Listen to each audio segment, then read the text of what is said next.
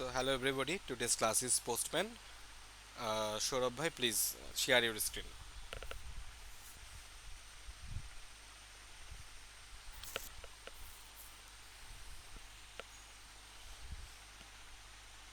I can see your screen. Okay.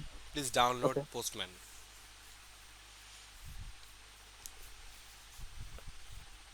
Do you have already installed or not? No, I haven't installed it yet. Okay, very good. So Postman download.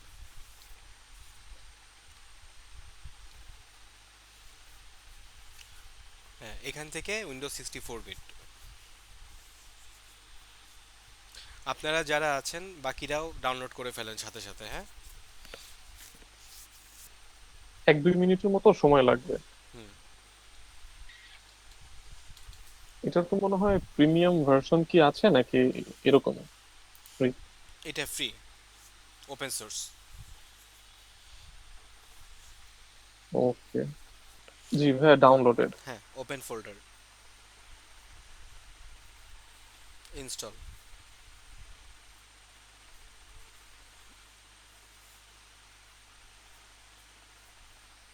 Run age administrator দেওয়া লাগবে না just install দিয়ে দিব? Normally install করেন, double click দিয়ে install করেন। এই তো আসছে। জি, হুম 64 হুম বিট। হুম। এখান থেকে ক্রিয়েট ফ্রি অ্যাকাউন্ট, ওরা ইউআইটা বেশ চেঞ্জ করছে। হ্যাঁ, শুধু ক্রিয়েট ফ্রি অ্যাকাউন্টে ক্লিক করলাম, এখানে চলে আসলো এন্ড হ্যাঁ, রিডাইরেক্ট করলো এখানে। সাইন আপ উইথ গুগল, ওরা ইউআইতে অনেক চেঞ্জ করছে। এখন সাইন আপ উইথ গুগল। হ্যাঁ, এই যে এখানে যে সাইন আপ উইথ হ্যাঁ গুগল, হ্যাঁ এটা আমি হ্যাঁ ক্লিক করলাম। হ্যাঁ করেন। এবার ঠিক আছে, এবার আপনার ইমেল দিয়ে লগ ইন করেন, সাইন আপ করেন। সবাই এই প্রসেসটা ফলো করবেন, আপনারা গুগলের থ্রুতে সাইন আপ করবেন। তাহলে আপনারা যে কালেকশনগুলো তৈরি করবেন ওপেন উইথ পোস্টম্যান। এটা কি অলওয়েজ দিব নাকি হ্যাঁ জাস্ট? হ্যাঁ হ্যাঁ ওপেন হবে, টিক চিহ্ন দিয়ে ওপেন করেন। ঠিক আছে, গুগল দিয়ে সাইন আপ করবেন, তাহলে আপনারা যে কালেকশনটা তৈরি করবেন সেগুলো কখনো হারাবে না। কারণ যে কোনো কারণে আমাদের পোস্টম্যান ক্র্যাশ করতে পারে বা আনইনস্টল হতে পারে বা পিসি আমরা সেট আপ দিতে পারি, উইন্ডোজ সেট আপ দিতে পারি, তখন কিন্তু সব চলে যাবে। গুগলে এটা, গুগল দিয়ে সাইন আপ করলে এগুলো সব পোস্টম্যানের স্টোরেজে স্টোর থাকবে। সো আমরা যখন তখন পরবর্তীতে এগুলা অনলাইন থেকে ইম্পোর্ট করতে পারবো। সো এটা ব্যাকআপ থাকবে, এই কারণে গুগল দিয়ে সবাই করবেন। To Postman tell us bit about yourself, এখানে আপনার নাম লেখেন।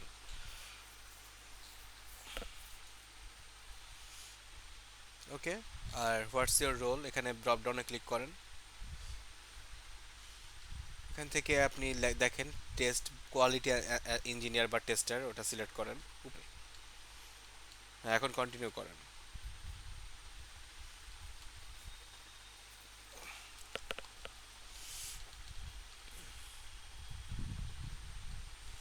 So this is our interface. এখানে by default my workplace আমরা দেখতে পাচ্ছি। তো আমরা এই ওয়ার্ক স্পেসে কাজ করব, অথবা চাইলে আমরা ওয়ার্ক স্পেস ক্রিয়েট করে নিতে পারি। তো প্রথমত আমাদের কাজ হবে, আমরা যে ওয়ার্ক স্পেসটা পাচ্ছি এখানে আমরা করব। তো প্রথমে হচ্ছে আমরা একটা কালেকশন ক্রিয়েট করব। তো আপনি ক্রিয়েট কালেকশনে ক্লিক করেন, ক্রিয়েট কালেকশনে ক্লিক করেন। এখানে আমরা কালেকশন ক্রিয়েট করব। তো এখানে আমরা একটা কালেকশন তৈরি করব। কালেকশন আসলে কি? কালেকশন হচ্ছে যেখানে আমাদের সেট অফ এপিআই রিকোয়েস্ট থাকবে। তো আমরা এখানে একটা যে কোনো নাম দিতে পারি। আহ, ধরেন এটার নাম দেন হচ্ছে, বা মাই কালেকশন নাম দেন।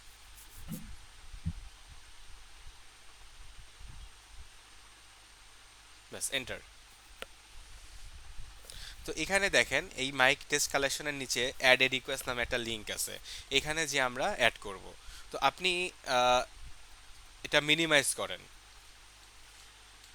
হ্যাঁ, এটা মিনিমাইজ করেন, মিনিমাইজ করে এখানে যান হচ্ছে demoqba.com। এটা কেটে দেন, এটা লাগবে না। হ্যাঁ, demoqba.com।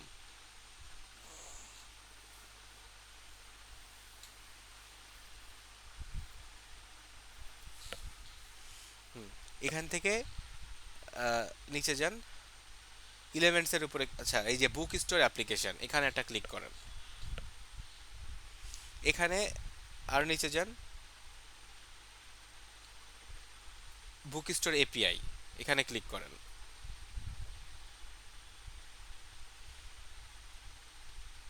সো এখানে দেখতে পাচ্ছি অনেক অনেক এপিআই আছে, ফ্রি এপিআই। তো demoqA.com হচ্ছে সোয়েগার। সোয়েগার হচ্ছে একটা এপিআই ডকুমেন্টেশন, এটা আপনারা ডেভেলপারের কাছ থেকে পাবেন। ডেভেলপাররা বেশিরভাগ সময় সোয়েগার ডকুমেন্টেশন শেয়ার করে, অথবা পোস্টম্যান কালেকশনও শেয়ার করতে পারে। তো এখান থেকে আমরা খুব ইজি একটা এপিআই নিয়ে প্রথমে দেখব, তারপরে আমরা আস্তে আস্তে বাকি জিনিসগুলো দেখব।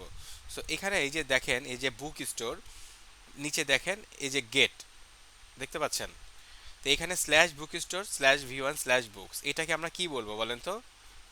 এটা হচ্ছে এপিআই এন্ড পয়েন্ট, রাইট? এটা হচ্ছে এপিআই এন্ড পয়েন্ট। সো এখানে একটা ক্লিক করেন। হুম, একটু একটু নিচে যান, হালকা হালকা নিচে। আচ্ছা, তো এখানে এই যে দেখেন উপরে, একটু উপরে যান।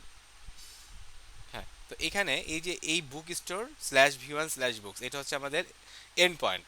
আর demoqa.com এটা হচ্ছে বেজ ইউআরএল, তাই না? সো আপনি একটা কাজ করেন, এই বুক store slash v one slash books, এই যে গেটওয়েটা এন্ড পয়েন্টটা আছে, এটাকে কপি করেন।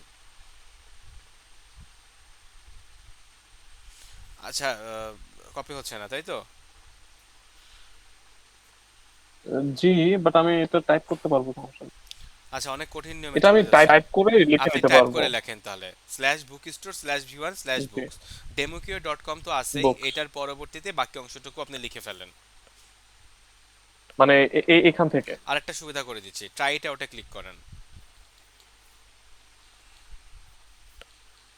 এক্সিকিউট দেন। এবার কপি করেন, ফুল দেখেন, ফুল জিনিসটাই আছে। এই যে request URL demoqA.com slash book store slash v one slash books, দেখতে পাচ্ছেন? আচ্ছা আচ্ছা, এই যে এটাতে। জি, রাইট, এটাতে। এটা এখন কপি করেন। তো আমরা এপিআই এক্সিকিউশনের কাজটা পোস্টম্যানের থ্রুতেই, মানে সোয়েগার থেকে সরাসরি করতে পারি, এবং ইফিশিয়েন্ট ওয়েতে করার জন্য আমরা পোস্টম্যান থেকে করব। সো আমি কিন্তু অলরেডি ইউআরএলটা পেয়ে গেছি। ওয়েট, আগেই না, এই যে আমরা ইউআরএলটা পেলাম, এটা একটা গেট ইউআরএল। অলরেডি প্রিভিয়াস ক্লাসে শিখাইছিলাম যে গেট রিকোয়েস্ট এটা। তো এটাকে আমি যদি ব্রাউজার দিয়ে হিট করি, তাহলে কিন্তু আমরা রেসপন্স পাবো। অলরেডি আপনার রেসপন্স বডিতে ডাটা দেখতে পাচ্ছেন, বুকসের বিভিন্ন রেসপন্স আছে, তাই না? তার মানে সোয়েগার একটা ক্লায়েন্ট, এই ক্লায়েন্ট আপনাদেরকে এই রেসপন্সটা দিচ্ছে। তো এপিআই টেস্টিং এর জন্য অনেক রকমের ক্লায়েন্ট আছে, যেমন পোস্টম্যান, রেস্ট ক্লায়েন্ট, তারপর হচ্ছে Swagger. Swagger itself is a API documentation, and itself also a client. তো এপিআই আমরা অনেকভাবে কল করতে পারি, যে কোনো ক্লায়েন্টের থ্রুতে।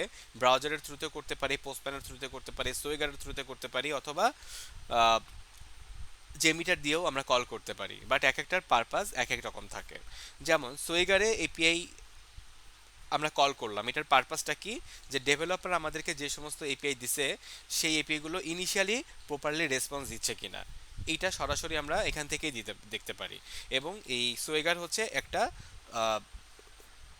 প্যাকেজ বলতে পারেন, যে ডেভেলপাররা যে প্রোগ্রামিং ল্যাঙ্গুয়েজে বানায়, সেখানকার সাথে এই সোয়েগারটা যখন ইন্টিগ্রেট করে, তখন ডেভেলপাররা যখনই কোনো একটা এপিআই ডেভেলপ করে, সেইটার সাথে সাথে সোয়েগারের মধ্যে অটোমেটিক ডকুমেন্টেড হয়ে যায়। তো এই কারণে ডেভেলপারদের আর এই এপিআই নিয়ে চিন্তা করতে হয় না যে তারা কতগুলো এপিআই বানাইছে, এগুলো সব কিছু অটোমেটিক ডকুমেন্টেড হয়ে থাকে। সো কিউএ যখন চায় টেস্ট করার জন্য, ডেভেলপার সরাসরি সোয়েগার এটা দিয়ে দিয়ে দেয়। তো কিউএর কাজ হচ্ছে এখান থেকে খুঁজে খুঁজে বের করা যে সে কোন কোন এপিআই নিয়ে কাজ করবে। এই এপিআইগুলো একসাথে কালেক্ট করে এরপর তাকে কালেকশন বানাইতে হবে, যে কালেকশন পরবর্তীতে সে রান করতে পারবে এবং ফার্দার টেস্টিং করতে পারবে। ঠিক আছে? সো ব্রডার টেস্টিং এর জন্য আমরা পোস্টম্যান ইউজ করব।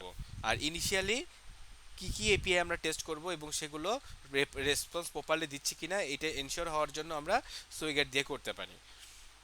এরপর এপিআই কল জেমিটার দিয়েও করা যায়, একটু আগে বললাম। সো ওইখানে আমরা আসলে কেন কল করতে পারি, ওইখানকার পারপাস হচ্ছে এপিআই টেস্টিং না, ওটার পারপাস হচ্ছে পারফরমেন্স টেস্টিং।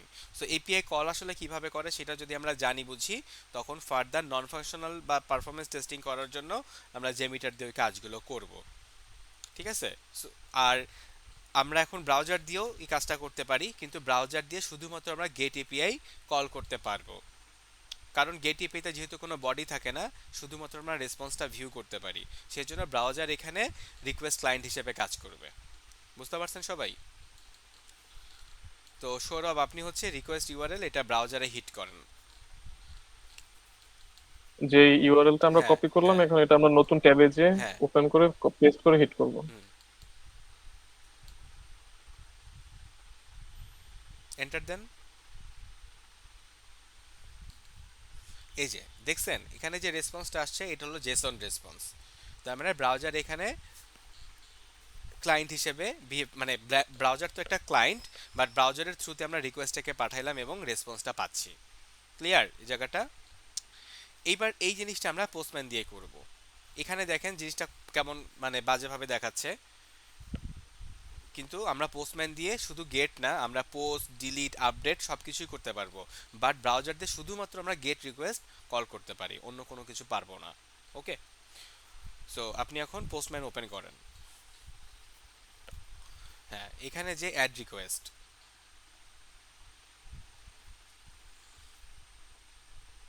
হ্যাঁ এটার একটা নাম দিতে হবে, একটা ইন্টারফেস আসবে। হ্যাঁ, এখানে একটা নাম দেন, এটার নাম দেন বুক এপিআই বা বুক লিস্ট। বুক লিস্ট, ব্যাস। এবার ওই ইউআরএলটা এখানে কপি করেন, এই যে enter URL or paste text,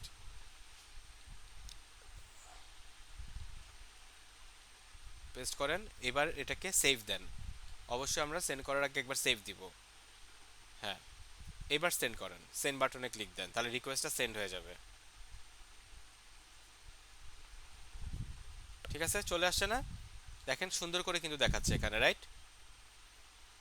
এখন কিন্তু খুব ক্লিয়ারলি ভিজিবল যে কোন অবজেক্টের আন্ডারে তার কোন কোন প্রপার্টিজগুলো আছে। সো এটা হচ্ছে পোস্টম্যানের একদম বেসিক কাজ। ক্লিয়ার সবাই? জি।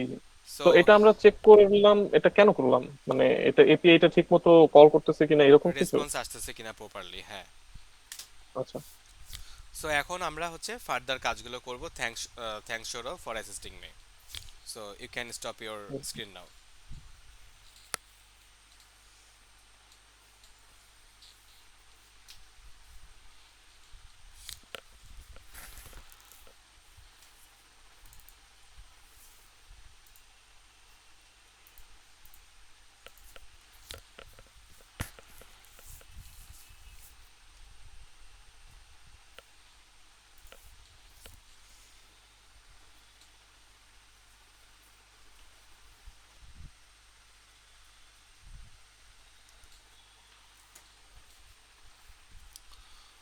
আচ্ছা, তো আমার এখানে দেখতে পাচ্ছেন যে অনেক অনেক কালেকশন আছে, অনেক অনেক কালেকশন, তাই না?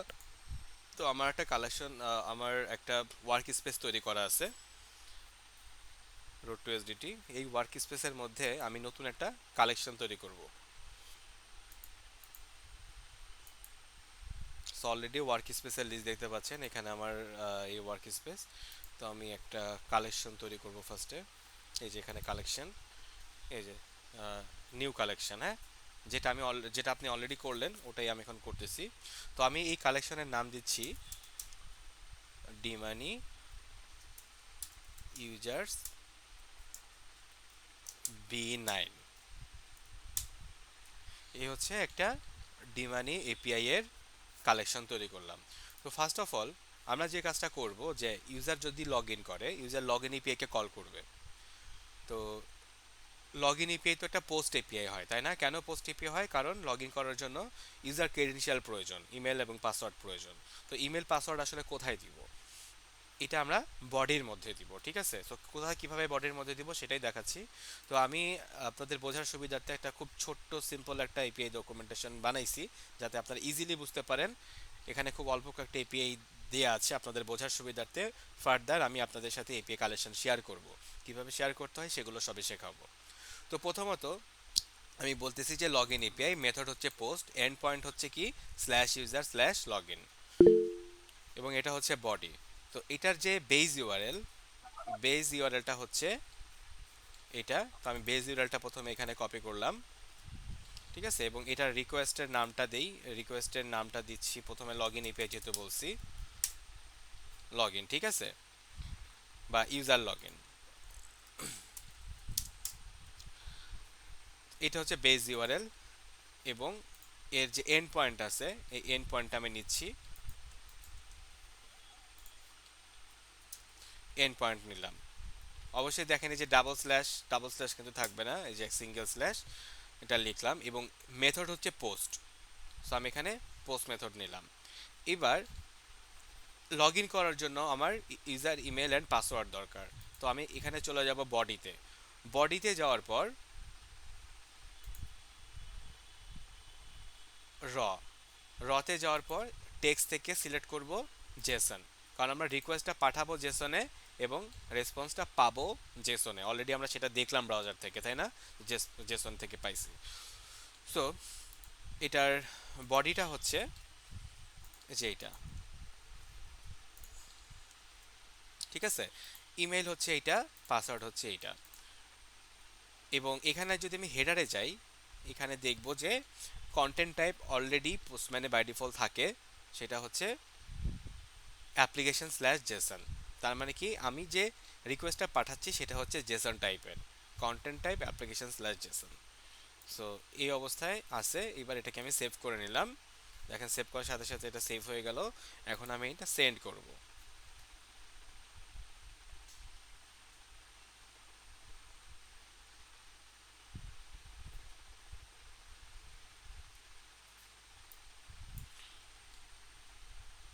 লগ ইন সাকসেসফুলি, দেখছেন রেসপন্স আমি পেলাম লগ ইন সাকসেসফুলি, এবং আমি এখান থেকে একটা টোকেন পাইলাম, এবং রোল হচ্ছে অ্যাডমিন। তার মানে আমি যে ইমেল দিয়ে লগ ইন করছি সেটার রোল হচ্ছে অ্যাডমিন। এই টোকেন পাইলাম, এবং এই টোকেন দিয়ে আমি পরবর্তী এপিআইতে, মানে পরবর্তী এপিআই কে কল করতে পারবো। ঠিক আছে?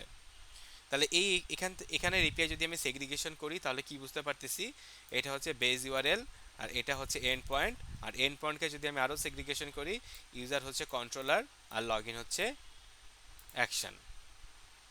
ঠিক আছে? পোস্ট হচ্ছে এই মেথড। এন্ড পয়েন্ট কি আমাদেরকে হচ্ছে ডেভেলপাররা প্রোভাইড করবে? এন্ড পয়েন্ট ডেভেলপাররা প্রোভাইড করবে। ওই যে আমি শুরুতে কি বলছি, যে আপনাকে সোয়েগার ডকুমেন্টেশন দিবে। আমি আপনাকে বললাম না যে আপনি ওটা কপি করেন এন্ড পয়েন্টটা? জি জি জি। তা জি ওটা কোথায় ছিল? সোয়েগারে ছিল। ডেভেলপার আপনাকে জি। সোয়েগার দিবে, তাহলে আপনি ওখানে সব পাবেন।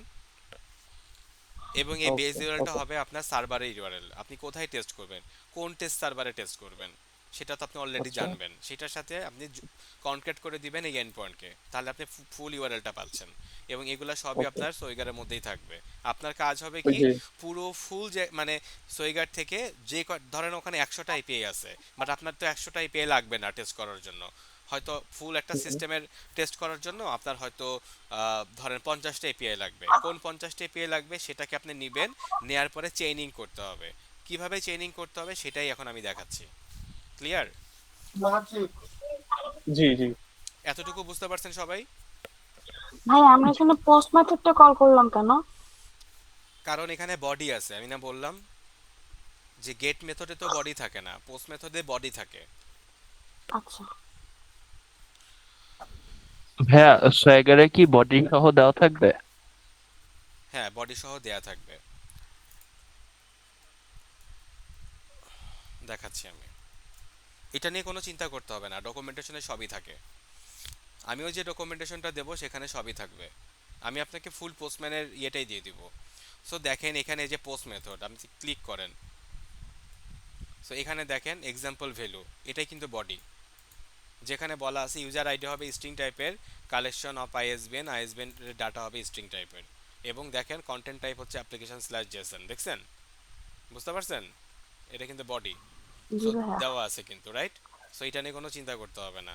এবং যখন আপনি ট্রাই ইট আউটে ক্লিক করবেন এখান থেকে, তারপরে এক্সিকিউটে দিবেন, তখন সোয়েগার থেকে অটোমেটিক কল করে আপনাকে এই ডাটাটা পাস করবে। ঠিক আছে? এই যে ডাটাটা পাস করলো, এত এখানে তো ডিফল্ট ভ্যালু স্ট্রিং দেওয়া আছে, এই জন্য এখানে স্ট্রিং দিচ্ছে। তো আমি যদি এখন বডির মধ্যে স্ট্রিং না দিয়ে ধরেন ইউজার আইডি দিলাম 1001, আর এখানে আইএসবিএন নামে নাম্বার দিলাম ISBN 1 2 3 4 5 6 7 8 9, এই যে দিলাম একটা ডাটা দিলাম। তো এখন আমি যদি এটাকে আবার এক্সিকিউট দেই, খেয়াল করেন রেসপন্সে কিন্তু ওই ডাটাটাই শো করতেছে, রাইট? তার মানে আমি বডিতে যে ডাটা দিচ্ছি সেই ডাটাই রেসপন্সে শো করতেছে। এবং কন্টেন্ট টাইপ হচ্ছে অ্যাপ্লিকেশন স্ল্যাশ জেসন, এবং এইখানে খেয়াল করেন যে ফুল ইউআরএলটা কিন্তু দেওয়া আছে, বুঝতে পারছেন, যার এতটুকু হচ্ছে এন পয়েন্ট, এবং মেথড হচ্ছে পোস্ট। আই থিঙ্ক সবাই মোটামুটি ধারণা পাইছেন। প্রথম ক্লাসটা যদি কেউ না করে থাকেন বা না বুঝেন তাহলে কিন্তু ঝামেলা হবে। ক্লিয়ার সবাই? জি ভাইয়া। ওকে। ভাই হ্যাঁ। কন্টেন্ট টাইপ বলতে কি এখানে বডির কন্টেন্টটা বোঝানো হয়েছে না? হ্যাঁ, বডির কন্টেন্ট টাইপ বেসিক্যালি আপনি কোন টাইপের রিকোয়েস্ট পাঠাচ্ছেন। আমি জেসন টাইপের রিকোয়েস্ট পাঠাচ্ছি রেস্ট এপিআইতে। এই যে আমি প্রথম ক্লাসে কি দেখাইছিলাম যে রেস্ট এপিআই আর হচ্ছে সোপ এপিআই। সোপ এপিআই হচ্ছে এক্সএমএল টাইপ আর রেস্ট এপিআই হচ্ছে জেসন টাইপ। আমরা যেহেতু জেসন টাইপের ডাটা পাঠাচ্ছি সেই জন্য আমাদের কন্টেন্ট টাইপ হচ্ছে অ্যাপ্লিকেশন স্ল্যাশ জেসন। একটা ভিডিওর ফরম্যাট কি থাকে এমপি4, ইমেজের ফরম্যাট পিএনজি জেপিইজি, তেমনি আমরা যে ডাটা পাঠাচ্ছি সেই ডাটার টাইপ হচ্ছে জেসন জেসন টাইপ। ঠিক আছে?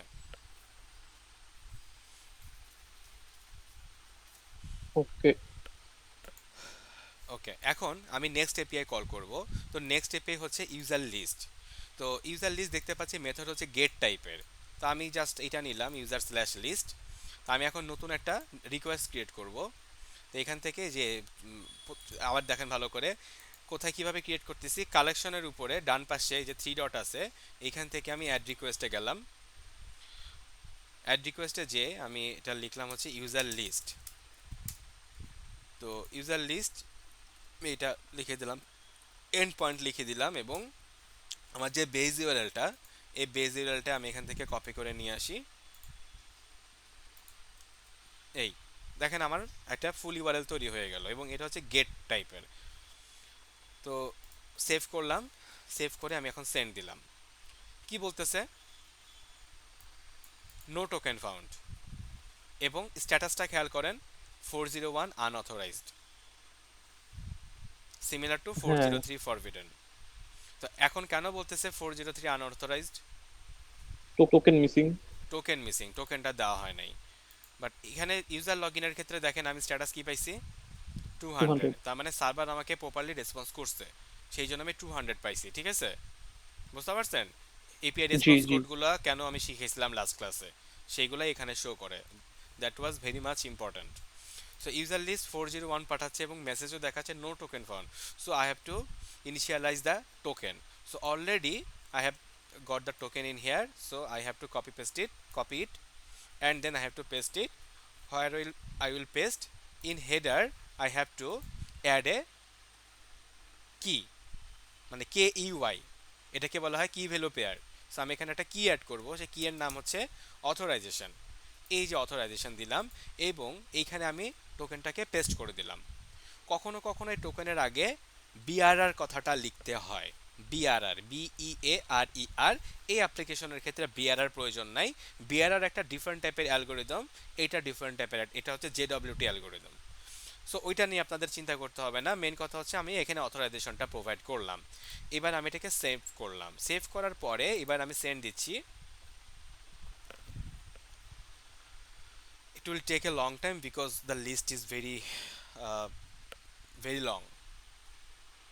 লম্বা, আচ্ছা। ওই অথরাইজেশনের যেখানে আমরা কি এর নামটা অ্যাড করলাম ওইটা This is তো হচ্ছে fixed, অটোমেটিক ফিক্স থাকে। right? হ্যাঁ, আমরা যা ইচ্ছা তাই নাম দিতে পারতেছি না। পারবো না। ওকে। আর আরেকটা কোশ্চেন, এর আগের রিকোয়েস্টে যেটা পোস্টে ছিল এখানে তো আপনি বডিতে হচ্ছে ইউজার ক্রেডেনশিয়াল দিলেন হচ্ছে ইমেল এন্ড পাসওয়ার্ড, হ্যাঁ, এরকম তো কিছু জিনিস থাকে যেখানে হচ্ছে শুধুমাত্র ফোন নাম্বার দিবে, তারপর হচ্ছে ওটিপি জেনারেট করে, সেখানে কোনো পাসওয়ার্ড থাকে না, তখন হচ্ছে কিভাবে করবে? তখন আপনি ওটিপিটা যে পাবেন আপনি তো ফোনে এসএমএস হিসেবে পাচ্ছেন। হুম। তার মানে এটাও এই তো মনে হয় এপিআই তে এই জেনারেট হয়, ওইখান থেকে এই কল করে নিতে হবে নাকি? এই ওটিপিটা আসলে এসএমএস এর মাধ্যমে আসতেছে কিভাবে? এসএমএস তো একটা থার্ড পার্টি সার্ভিস। এই ওটিপি হ্যাঁ, জেনারেট করতেছে কে? ডেভেলপার। এটাও অন্য কেউ। হ্যাঁ। ডেভেলপার জেনারেট করতেছে। জেনারেট করার হ্যাঁ। পরে এসএমএস হিসাবে কাস্টমারের কাছে পাঠাচ্ছে।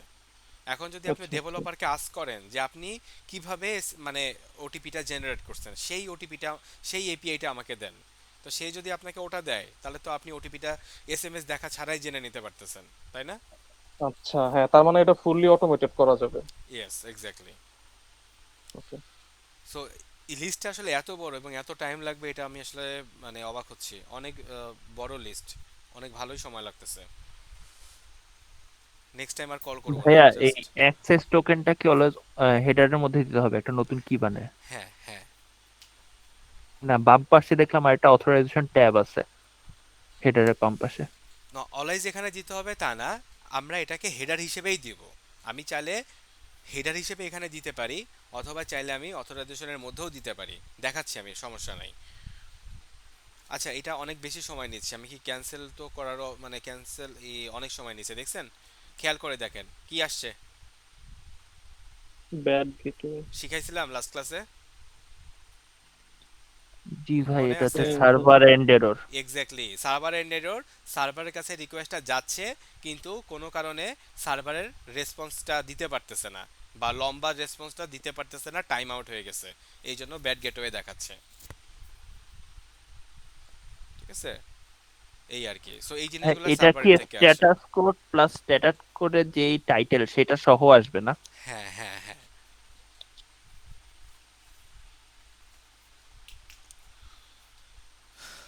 অনেক টাইম নিচ্ছে আজকে, মনে হচ্ছে আমি মানে ভালোভাবে ক্লাসে নিতে পারবো না এই ঝামেলাগুলোর কারণে।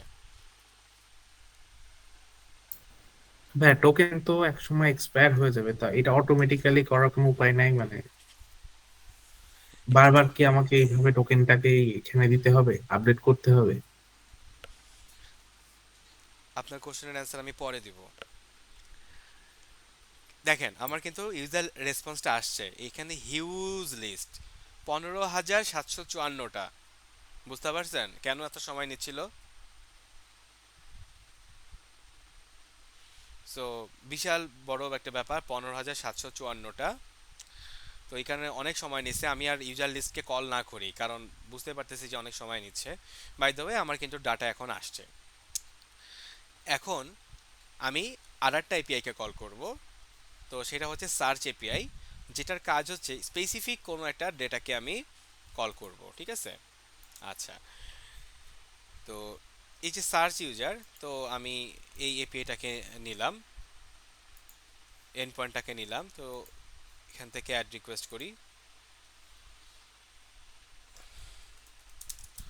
সার্চ ইউজার, এবং এটা আমি বেস ইউআরএলটা কপি করে এখানে আমি বসাই দিলাম। তো আইডিটা দরকার, তো আমি এখানে লিস্ট থেকে আইডি নিয়ে আসি। তো যে কোনো একটা আইডি নিতে পারি, ধরেন এই আইডিটা নিলাম, 22,726 নিলাম। ঠিক আছে?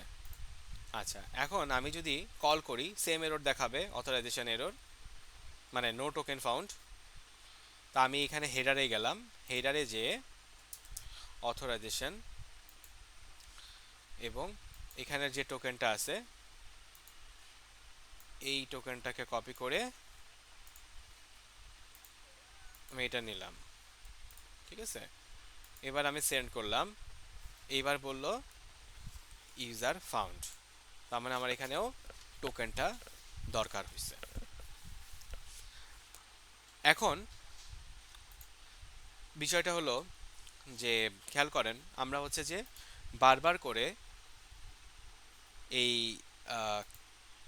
বেজ ইউআরএল এটাকে বারবার করে কপি করতেছি, কিন্তু মানে এটা একটা ঝামেলা, তাই না? আমাকে বারবার করে কেন আসলে করতে হবে? এই জিনিসটাকে আমরা একটু ডাইনামিক করব। ঠিক আছে, এই পার্টটুকু ডাইনামিক করব। তো ডাইনামিক করার জন্য আমরা এই পার্টটুকুকে, মানে যে বেজ ইউআরএল, এটা তো কনস্ট্যান্ট যেহেতু থাকে, আমার চেঞ্জ হচ্ছে শুধু এইটা, তো আমি শুধুমাত্র এইটা চেঞ্জ, এটা নিয়ে আসবো আমি ডকুমেন্টেশন থেকে, বাট এই পার্টটুকু আমি ডাইনামিক রাখবো।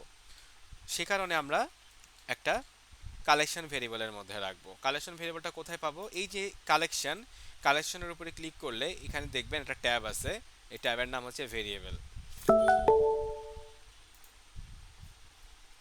এই ভেরিয়েবলের মধ্যে গিয়ে, একটা মিনিট, এই ভেরিয়েবলের মধ্যে গিয়ে আমি নাম লিখে দিচ্ছি বেস ইউআরএল। ওকে, লিখে এখানের যে কারেন্ট ভ্যালু আছে, কারেন্ট ভ্যালুর মধ্যে আমি এটাকে পেস্ট করে দিলাম। পেস্ট করে অবশ্যই সেভ করব, সেভ করলাম। ঠিক আছে, এখন আমি কি করব, এই যে ইউজার লগইন, এই পার্টটুকু এখন আমার আর দরকার নাই। কি করব, জাস্ট কার্লি ব্র্যাকেট দিব, কার্লি ব্র্যাকেটের মধ্যে লিখব বেজ ইউআরএল। আমি যদি এটাকে হোভার করি আমাকে কারেন্টের মধ্যে বেজ ইউআরএলটা দেখেন এখন দেখাচ্ছে, এবং আমি এটাকে অবশ্যই সেভ করব। ইউজার লিস্টের ক্ষেত্রেও সেম কাজটাই আমরা করব। দেখেন জাস্ট ফার্স্ট কার্লি ব্র্যাকেট দিলাম, এখানে সার্চ করতেছে বেজ ইউআরএল, বেজ ইউআরএল লিখে দিলাম, হোভার করলাম, কারেন্টের মধ্যে দেখাচ্ছে, এবং এটাকে আমি সেভ করে ফেললাম। এবং একইভাবে সার্চ ইউজারের ক্ষেত্রেও এখন আমার যতগুলো আছে আমি শুধুমাত্র এইভাবে এটাকে ডাইনামিক করে ফেলবো। এখন দেখেন কোনো সমস্যা নাই, আমি জাস্ট সেন্ড দিলাম, চলে আসলো। তাহলে আমাকে কিন্তু এইটা আর বারবার করে বেজ ইউআরএলটা কপি পেস্ট করা লাগতেছে না, ওখান থেকেই সরাসরি আমি নিয়ে আসতে পারতেছি। ঠিক আছে, এখন সেকেন্ড পার্টে আসি। এখানে দেখতে পাচ্ছেন যে এই যে টোকেন, এই টোকেনটাকে আমি বারবার করে কপি করে নিয়ে আসতেছি। তো এটা হচ্ছে একটা হ্যাসেল, এবং যে কোনো সময় যদি টোকেনটার টাইম আউট হয়ে যায় তখন কিন্তু আমাকে আবার লগ ইন করে প্রত্যেক বারবার করে কপি করে করে নিয়ে প্রত্যেকটা কালেকশনে বসাইতে হবে। আমার যদি কালেকশনে 20টা এপিআই থাকে, 20 বার আমাকে কপি পেস্ট করতে হবে। এটা তো আসলে ভালো জিনিস না। তো এই জিনিসটাকে আমরা কিভাবে ডায়নামিক করব? প্রথমত আমরা কি দেখতে পাচ্ছি, যেখানে আমরা টোকেনটা পাইলাম, সো এই টোকেনটাকে আমার ফার্স্ট কাজ হচ্ছে এই টোকেনটাকে এই কালেকশন ভেরিয়েবলের মধ্যে রাখা। এই যে ভেরিয়েবলটা, এটার নাম হচ্ছে কালেকশন ভেরিয়েবল। ভেরিয়েবল 3 রকম আছে পোস্টম্যানে, এটা হচ্ছে কালেকশন ভেরিয়েবল, এটা এনভায়রনমেন্ট ভেরিয়েবল, আর এটা হচ্ছে গ্লোবাল ভেরিয়েবল। 3 রকমের ভেরিয়েবল। কালেকশন ভেরিয়েবল মানে হচ্ছে শুধুমাত্র এই কালেকশনের যে সমস্ত রিকোয়েস্টগুলো থাকবে তারাই অ্যাক্সেস করতে পারবে, অন্য কালেকশনের কেউ অ্যাক্সেস করতে পারবে না। ঠিক আছে, যার যার কালেকশন সে ইউজ করবে, অ্যাক্সেস করবে। আর এনভায়রনমেন্ট ভেরিয়েবল হচ্ছে কি, যে এনভায়রনমেন্ট ভেরিয়েবলটা আমার সিলেক্ট করা থাকবে, এই যে দেখেন এখানে এনভায়রনমেন্ট আছে, এখানে আমার অনেক অনেক এনভায়রনমেন্ট আছে। তো আমি এখন এটা আমি আপনাদেরকে এখন দেখাবো না, নেক্সট ক্লাসে হয়তো দেখাবো। সো এখানে আমার যে এনভায়রনমেন্টটা সিলেক্ট করা থাকবে সেই এনভায়রনমেন্টে যে যে ভেরিয়েবলগুলো থাকবে ডাটা ওখান থেকে নেবে। আর গ্লোবাল ভেরিয়েবল হচ্ছে কি, এই কালেকশন ভেরিয়েবলের মতোই, কিন্তু আমরা যদি গ্লোবালি ভেরিয়েবলগুলোকে স্টোর করি,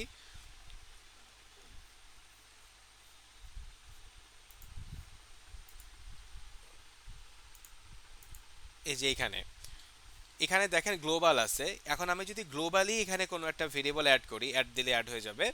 সো এই গ্লোবাল ভেরিয়েবলকে এই ওয়ার্ক স্পেসের যতগুলো কালেকশন আছে সবাই অ্যাক্সেস করতে পারবে। অসুবিধা কি, গ্লোবাল ভেরিয়েবলে যদি আপনি কোনো একটা ভেরিয়েবলের আন্ডারে সেভ করেন এবং সেম আর একটা কালেকশন যদি সেম ভেরিয়েবলটা ইউজ করে, তাহলে ভ্যালু সবসময় চেঞ্জ হয়ে যায়, তাই না? কারণ গ্লোবালি যদি একটা জিনিস অ্যাক্সেসিবল হয় যে কোনো সময় তো চেঞ্জ হয়ে যেতে পারে, তাই না? ডাটা চেঞ্জ হয়ে যেতে পারে। এই কারণে আমরা গ্লোবালি রাখি না, স্টোর করি না। আমরা ইনিশিয়ালি কি করি, কালেকশন ভেরিয়েবলের মধ্যে রাখি, এবং আমাদের কখনো কখনো দরকার হয় এনভায়রনমেন্ট ভেরিয়েবল। কখন এনভায়রনমেন্ট ভেরিয়েবল দরকার হয়? যখন আমরা একই কালেকশন দুইটা এনভায়রনমেন্টে টেস্ট করি। ফর এন এক্সাম্পল, আমরা একবার টেস্ট সার্ভারে টেস্ট করছি আর একবার প্রোডাকশন সার্ভারে টেস্ট করছি, বা স্টেজিং সার্ভারে টেস্ট করছি। তো আমাদের দুইটা এনভায়রনমেন্ট, শুধু চেঞ্জ হবে কি, বেজ ইউআরএল চেঞ্জ হবে, বাকি সব কিছু সেম। তাহলে আমরা কি করতে পারি, এনভায়রনমেন্ট ভেরিয়েবল বানিয়ে নিতে পারি। এই যে এরকম ধরেন ডি মানে ডেভ এনভায়রনমেন্ট, ডি মানে live environment. So Dave environment একরকম বিহেভ করবে, লাইভ এনভায়রনমেন্ট আরেক রকম বিহেভ করবে, মানে সার্ভার যেহেতু আলাদা আলাদা আলাদা বিহেভ করবে, অর্থাৎ ডাটা নিবে সে এনভায়রনমেন্ট ভেরিয়েবল থেকে। সো এখন আমি এটা নিয়ে আর কিছু বলবো না, এটা আমি আপনাদেরকে দেখাবো নেক্সট ক্লাসে। তো এখন হচ্ছে আমি কালেকশন ভেরিয়েবল নিয়ে কাজ করতেছি। সো ইনিশিয়ালি বেজ ইউআরএল এর জন্য আমরা তো ভ্যালু এখানে সেট করে দিছি কারেন্ট ভ্যালুর মধ্যে। তো এখন আমার টার্গেট কি, টার্গেট হচ্ছে এই ইউজার লগইন থেকে যে টোকেনটা আসে সেইটাকে অটোমেটিক্যালি এই কালেকশন ভেরিয়েবলের মধ্যে সেট করে ফেলা। ঠিক আছে, ওকে। তো এখন ইউজার লগইনে আমি গেলাম, তো আমি রেসপন্স যখন দিচ্ছি, ক্লিক যখন করতেছি রেসপন্স পাচ্ছি টোকেন। দেখেন আমি প্রত্যেকবার যখন সেন্ড দিচ্ছি এটা কিন্তু চেঞ্জ হয়ে যাচ্ছে, প্রত্যেকবার টোকেন রিফ্রেশ হয়ে যাচ্ছে। সো এখন টোকেন রিফ্রেশ হলে খেয়াল করেন এইখানে যে টোকেনটা আছে, আচ্ছা এখানে একটা বাগ আছে, এটা ফিক্স করতে হবে। সো যেটা হবে যে আপনি ওই এপিআই কে আর মানে পাবেন, অথেন্টিকেশন এরর পাবেন। ঠিক আছে, এটা ফিক্স করে ফেলবো খুব সুন, আমি ভুলে গেছিলাম এটা ফিক্স করতে। তো টোকেন যদি চেঞ্জ হয়ে যায় আপনি আসলে অথেন্টিকেশন পাবেন না। তো যেটা করতে হবে, এই টোকেনটাকে স্টোর করতে হবে। কিভাবে করব? সো রেসপন্স পাওয়ার পরে এখানে যে টেস্ট ট্যাব দেখতে পাচ্ছেন, এই টেস্ট ট্যাবে চলে যাবেন। টেস্ট ট্যাবের কাজ হচ্ছে আমরা যখন এপিআই থেকে কোনো রেসপন্স পাবো সেইটা নিয়ে আমরা যা খুশি তাই করতে পারবো। তো এখন আমার প্রথম কাজ হচ্ছে কি এই সম্পূর্ণ রেসপন্সটাকে গেট করা। তো কিভাবে গেট করব? এটার জন্য আমরা লিখব pm dot response dot Jason. খুবই সিম্পল একটা কোড। পিএম মানে হচ্ছে পোস্টম্যান ডট রেসপন্স, পোস্টম্যানের যে ফুল রেসপন্সটা আছে এই রেসপন্সটা, আর এটা কোন ফরম্যাটে আছে? জেসন ফরম্যাটে, মনে রাখার সুবিধার্থে বললাম PM dot response dot Jason. এখন এই যে কোডটা লিখলাম না, এটা লেখার সাথে সাথে সম্পূর্ণ রেসপন্সটা আমার চলে আসছে।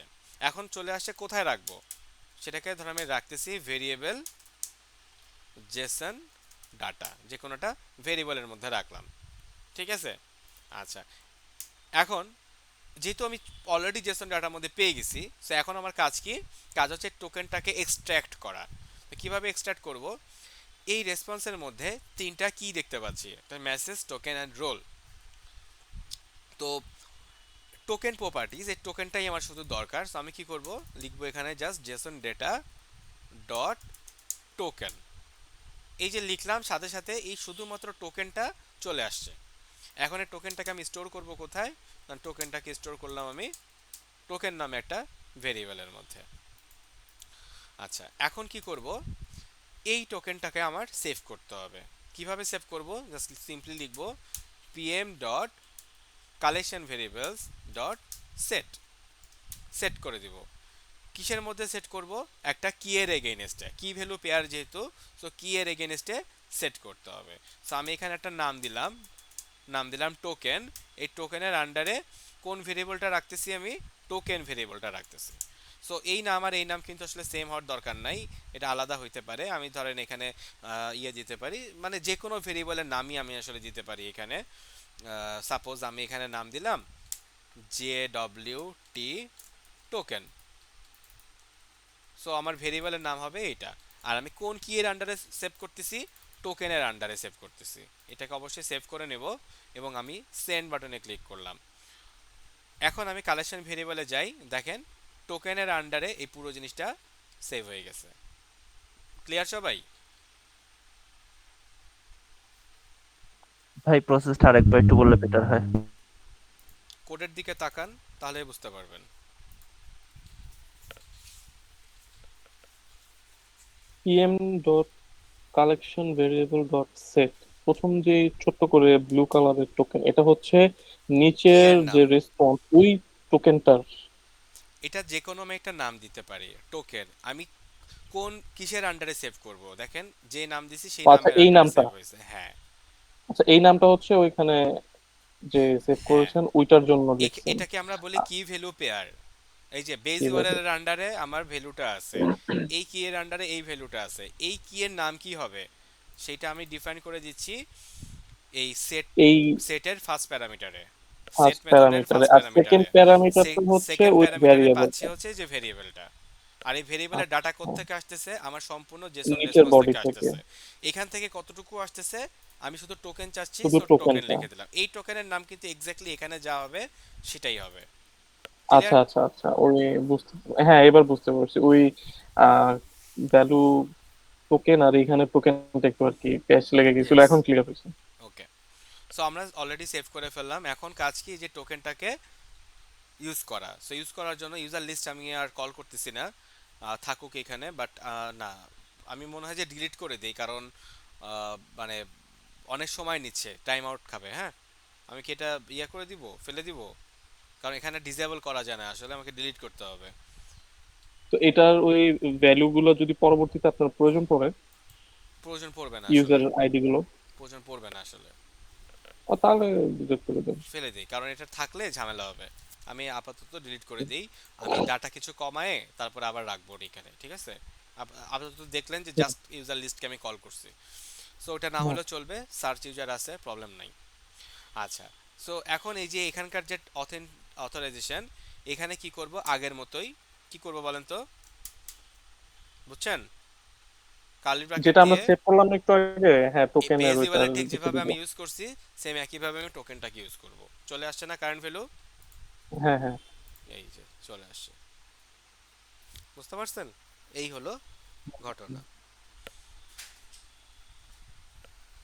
কে জেনে কোশ্চেন করছিলেন যে এটা ডায়নামিক করা হ্যাঁ, যায় যে কিনা। এক্সপায়ার হয়ে গেলে হ্যাঁ, এখানে একটা বাগ নট ইন আছে, ভ্যালিড। এখানে একটা বাগ আছে। এই বাগটা হচ্ছে যে ফিক্স করতে হবে, আমি কালকের মধ্যে এটা ফিক্স করে ফেলবো। হ্যাঁ, এই আর কি। ওকে। সো নর্মালি যদি টাইম আউট হয়ে যায় তাহলে ইনভ্যালিড দেখাবে। For an example, time out হয়ে গেলে ঘটনাটা এরকম ঘটবে, নো টোকেন ফাউন্ড, অথবা বলবে টোকেন ইজ এক্সপায়ার্ড। যখন এক্সপায়ার হয়ে যাবে বলবে টোকেন ইজ এক্সপায়ার্ড, ওই এক্সপায়ারের কোডে অথবা ইনভ্যালিড। অথবা ইনভ্যালিড কিছু একটা বলবে। ঠিক আছে, তাহলে আমরা ডাইনামিক করা কিন্তু অলরেডি শিখে গেলাম এবং আমাদের কিন্তু চেইনিং হয়ে গেছে। খেয়াল করেন, ইউজার লগইনের সাথে করে সার্চ ইউজার, এটার চেইনিং হয়ে গেছে। এখন আমরা থার্ড এপিআই তে যাব। আচ্ছা থার্ড এপিআই ভাইয়া, হচ্ছে, জি বলেন। ভাইয়া আমরা যে অথরাইজেশনের টোকেনটা হচ্ছে বেজ ইউআরএল এর মতো করলাম, কারণ আমরা টোকেনটাকে ডাইনামিক করিনি হুম সেই জন্য। হুম। ঠিক আছে। এখন আমি নেক্সট এপিআই তে যাচ্ছি। নেক্সট এপিআই এর এন্ড পয়েন্ট হচ্ছে ইউজার ক্রিয়েট। আমরা ইউজার ক্রিয়েট করব। তো আমি এখান থেকে অ্যাড রিকোয়েস্টে যাই। তো লিখলাম ক্রিয়েট ইউজার। ভালো করে শেখেন, কারণ আমি কিন্তু কঠিন অ্যাসাইনমেন্ট দেবো এখান থেকে। এখান থেকে যে বেজ ইউআরএল, এখন কিন্তু আমাকে আর কপি পেস্ট করতে হচ্ছে না, আমি জাস্ট বেজ ইউআরএল লিখলাম। তো এখান থেকে আমি সিলেক্ট করলাম পোস্ট, বডিতে গেলাম, বডিতে যে র, এবং এখান থেকে সিলেক্ট করব জেসন। এইবার আমি এখান থেকে বডিটাকে কপি করলাম, কপি করে ফেললাম এবং এখানে নাম দিলাম আমি, ধরেন B9 user 1।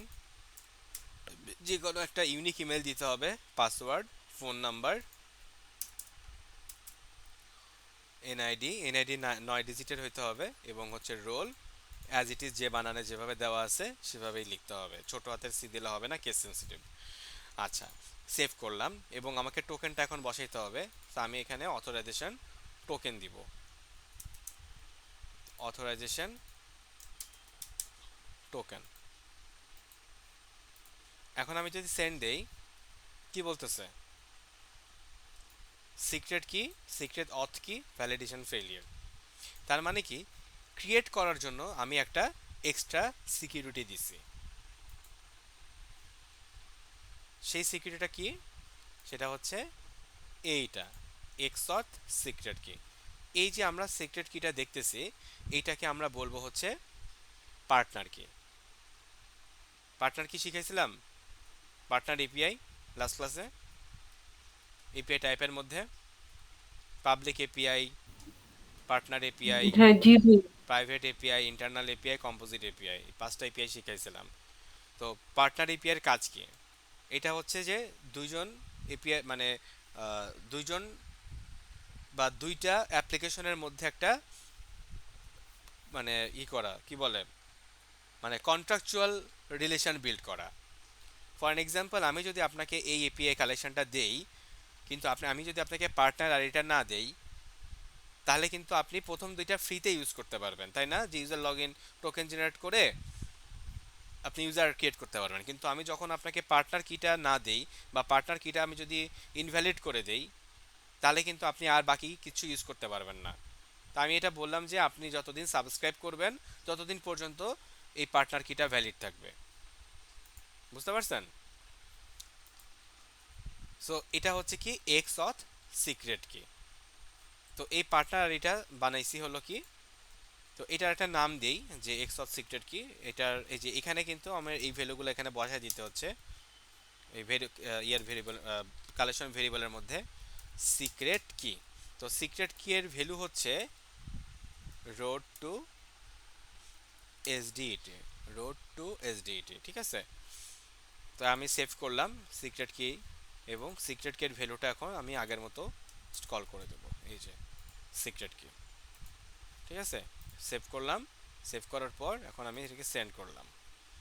User already exist বলতেছে, B9 user 1। আচ্ছা, তার মানে হচ্ছে ফোন নাম্বার করতে হবে, চেঞ্জ করতে হবে। User already exist. আচ্ছা, আমি আরও নাম চেঞ্জ করি। এই phone number length must be at least 11 character long. ঠিক আছে, ফোন নাম্বার 11 ক্যারেক্টার লং করতে হবে। ঠিক আছে, আমি 11 ক্যারেক্টার দিলাম। ইউজার ক্রিয়েটেড, বুঝতে পারছেন? এবং এখানে স্ট্যাটাস কোড খেয়াল করেন 201 মানে ক্রিয়েটেড। বুঝতে পারছেন? বুঝতে পারছি। সো এখানে আমি যদি এখন আরেকবার ক্লিক করি, ইউজার অলরেডি এক্সিস্ট বলতেছে। এখন আমি যদি ফোন নাম্বার চেঞ্জ করি, সাপোজ আমি এখানে ফোন নাম্বারটা চেঞ্জ করলাম, তাও কি বলতেছে ইউজার অলরেডি এক্সিস্ট। এখানে একটা লজিক দেওয়া আছে যে ফোন নাম্বার এবং ইমেল দুইটাই আসলে ইউনিক হইতে হবে।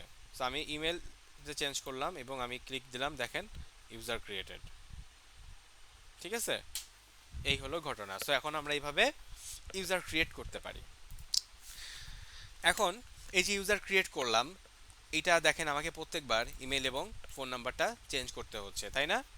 সো এটাকে আমরা চাইলে র্যান্ডম করতে পারি, ডাইনামিকভাবে র্যান্ডমলি জেনারেট করতে পারি। কিভাবে করব? এটার জন্য আমরা খুবই ইজি একটা পদ্ধতির মানে ইয়ে করতে পারি। ধরেন এই যে এখানে নেম আছে, এই নেমের জায়গায় কার্লি ব্র্যাকেট দিলাম।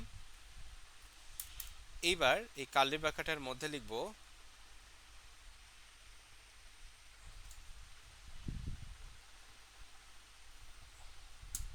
Dollar random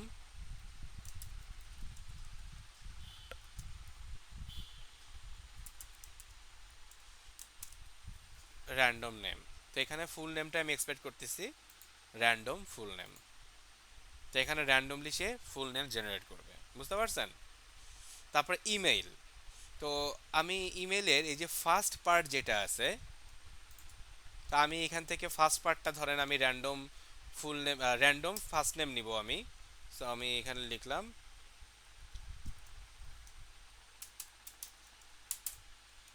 dollar random,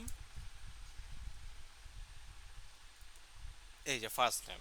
so আমি ইমেলের প্রথম অংশটুকু র্যান্ডমলি জেনারেট করলাম, তারপরে @test.com। পাসওয়ার্ড যা আছে থাকুক। এখন ফোন নাম্বারও কিন্তু আমার ইউনিকলি লাগবে। তো ফোন নাম্বার ওরা যেটা আমাকে জেনারেট করে দেয় সেটা হচ্ছে বাইরের দেশের ফোন নাম্বার। সো আমি ইনিশিয়ালি বাইরের একটা ফোন নাম্বারই নেই, কোনো প্রবলেম নাই, পরে এটাকে অন্যভাবে ডাইনামিক করব। আগে এটুকু দেখেন। তো এখানে লিখলাম আমি ডলার র্যান্ডম ফোন নাম্বার। সেই যে আমরা র্যান্ডমলি জেনারেট করতেছি, এটা আমরা জেনারেট করতেছি ফেকার লাইব্রেরির মাধ্যমে। এই ফেকার লাইব্রেরি হচ্ছে পোস্টম্যানের ইনবিল্ড দেয়া আছে, যেটার মাধ্যমে আমরা র্যান্ডমলি জেনারেট করতে পারি। সো এই যে র্যান্ডম ফোন নাম্বার এখন দিলাম। এবার খেয়াল করেন আমি যখন সেন্ড দিব, phone number length must be less than or equal than 11 character long. তার মানে এখানে একটা বাইন্ডিংস দেয়া আছে যে আমি চাইলেও আসলে র্যান্ডমলি করতে পারতেছি না, কারণ 11 ক্যারেক্টারটা বাইন্ডিংস দেয়া আছে। বাট তারা যে ইয়েটা দিচ্ছে সেটা কিন্তু র্যান্ডমলি হচ্ছে না। ঠিক আছে, মানে 11 ক্যারেক্টারের হচ্ছে না। সো আমাকে আসলে ফোন নাম্বার বানাইতেই হবে, নাথিং টু ডু। সো এটা বানাবো এখন। তো এখন কিভাবে বানাবো খেয়াল করেন, আমরা যে রিকোয়েস্টটা পাঠাচ্ছি, এই যে রিকোয়েস্ট বডিটা পাঠাচ্ছি, এই বডিটা পাঠানোর আগে আমাকে ফোন নাম্বারটা র্যান্ডমলি জেনারেট করে এই বডির এখানে সেট করতে হবে।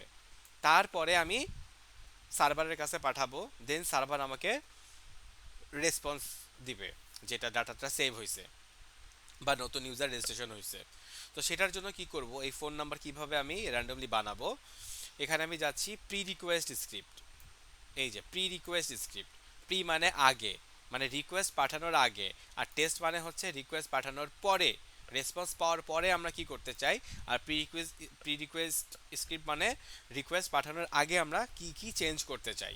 তো আমার এখানে কি দরকার, ফোন নাম্বারটা চেঞ্জ করার দরকার। সো আমরা এখানে একটা র্যান্ডম নাম্বার জেনারেট করতে পারি। তো কিভাবে র্যান্ডম নাম্বার আমরা জেনারেট করব, বাই দ্য ওয়ে একটা জিনিস দেখাই। আমি যদি এখানে কনসোলে ক্লিক করি, আপনারা দেখতে পাবেন এখানে আমরা প্রিভিয়াসলি যে ইয়েগুলো করছি সেগুলো সবই লগ থাকে। আচ্ছা, আমি এটা ক্লিয়ার করে নিলাম, এটা জাস্ট থাকলো। আমি প্রথমে একটা র্যান্ডম সংখ্যা জেনারেট করব। ঠিক আছে, তো variable RAND number equal to underscore dot random. তারপরে কি করব, র্যান্ডমের মধ্যে এখানে আমরা ভ্যালু দিয়ে দিব। তো র্যান্ডম সংখ্যা ধরেন আমি ছয় বা 7 ডিজিটের র্যান্ডম সংখ্যা জেনারেট করব। সো 1 1 2 3 4 5 6 7 কমা 1 2 3 4 5 6 7। আমি একটা রেঞ্জ ডিক্লেয়ার করে দিলাম, ঠিক আছে। র্যান্ডম সংখ্যা 10 লাখ থেকে 99 লক্ষ সামথিং যে ভ্যালুটা আছে এর মধ্যে সে জেনারেট করবে র্যান্ডম সংখ্যা। এরপর আমি একটা কি লিখবো, যে ভেরিয়েবল প্রিফিক্স। প্রিফিক্সের মধ্যে আমি বলে দিলাম যে ফোনের ডিজিট, মানে যেহেতু 11 ডিজিট, 7 ডিজিট আমি র্যান্ডমলি জেনারেট করবো আর বাকি থেকে 4 ডিজিট, আমি 4 ডিজিট নিচ্ছি, সাপোজ 0150 নিলাম। এরপর কি করব, এই দুটাকে জাস্ট কনক্যাট করব, ঠিক আছে। তো আমি এটাকে কনসোল ডট লগে আমি আপনাদেরকে দেখাবো এখন। Console dot log random RAND number plus prefix, এই দুটা ভ্যালুকে আমি কনক্যাট করলাম, সেভ করলাম। এইবার আমি সেন্ড করব। এখন কিন্তু রেসপন্স দেখাচ্ছে, ভুল দেখাচ্ছে, দেখার সমস্যা নাই, বাট আমি লগে দেখতে পাবো যে আমার ফোন নাম্বারটা জেনারেট হয়ে গেছে।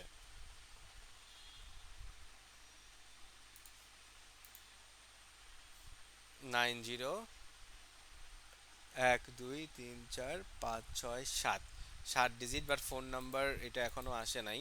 আহো সরি, ফোন নাম্বার তো র্যান্ডম নাম্বার আগে হবে না, আগে প্রিফিক্স থাকবে না, প্রিফিক্স প্লাস,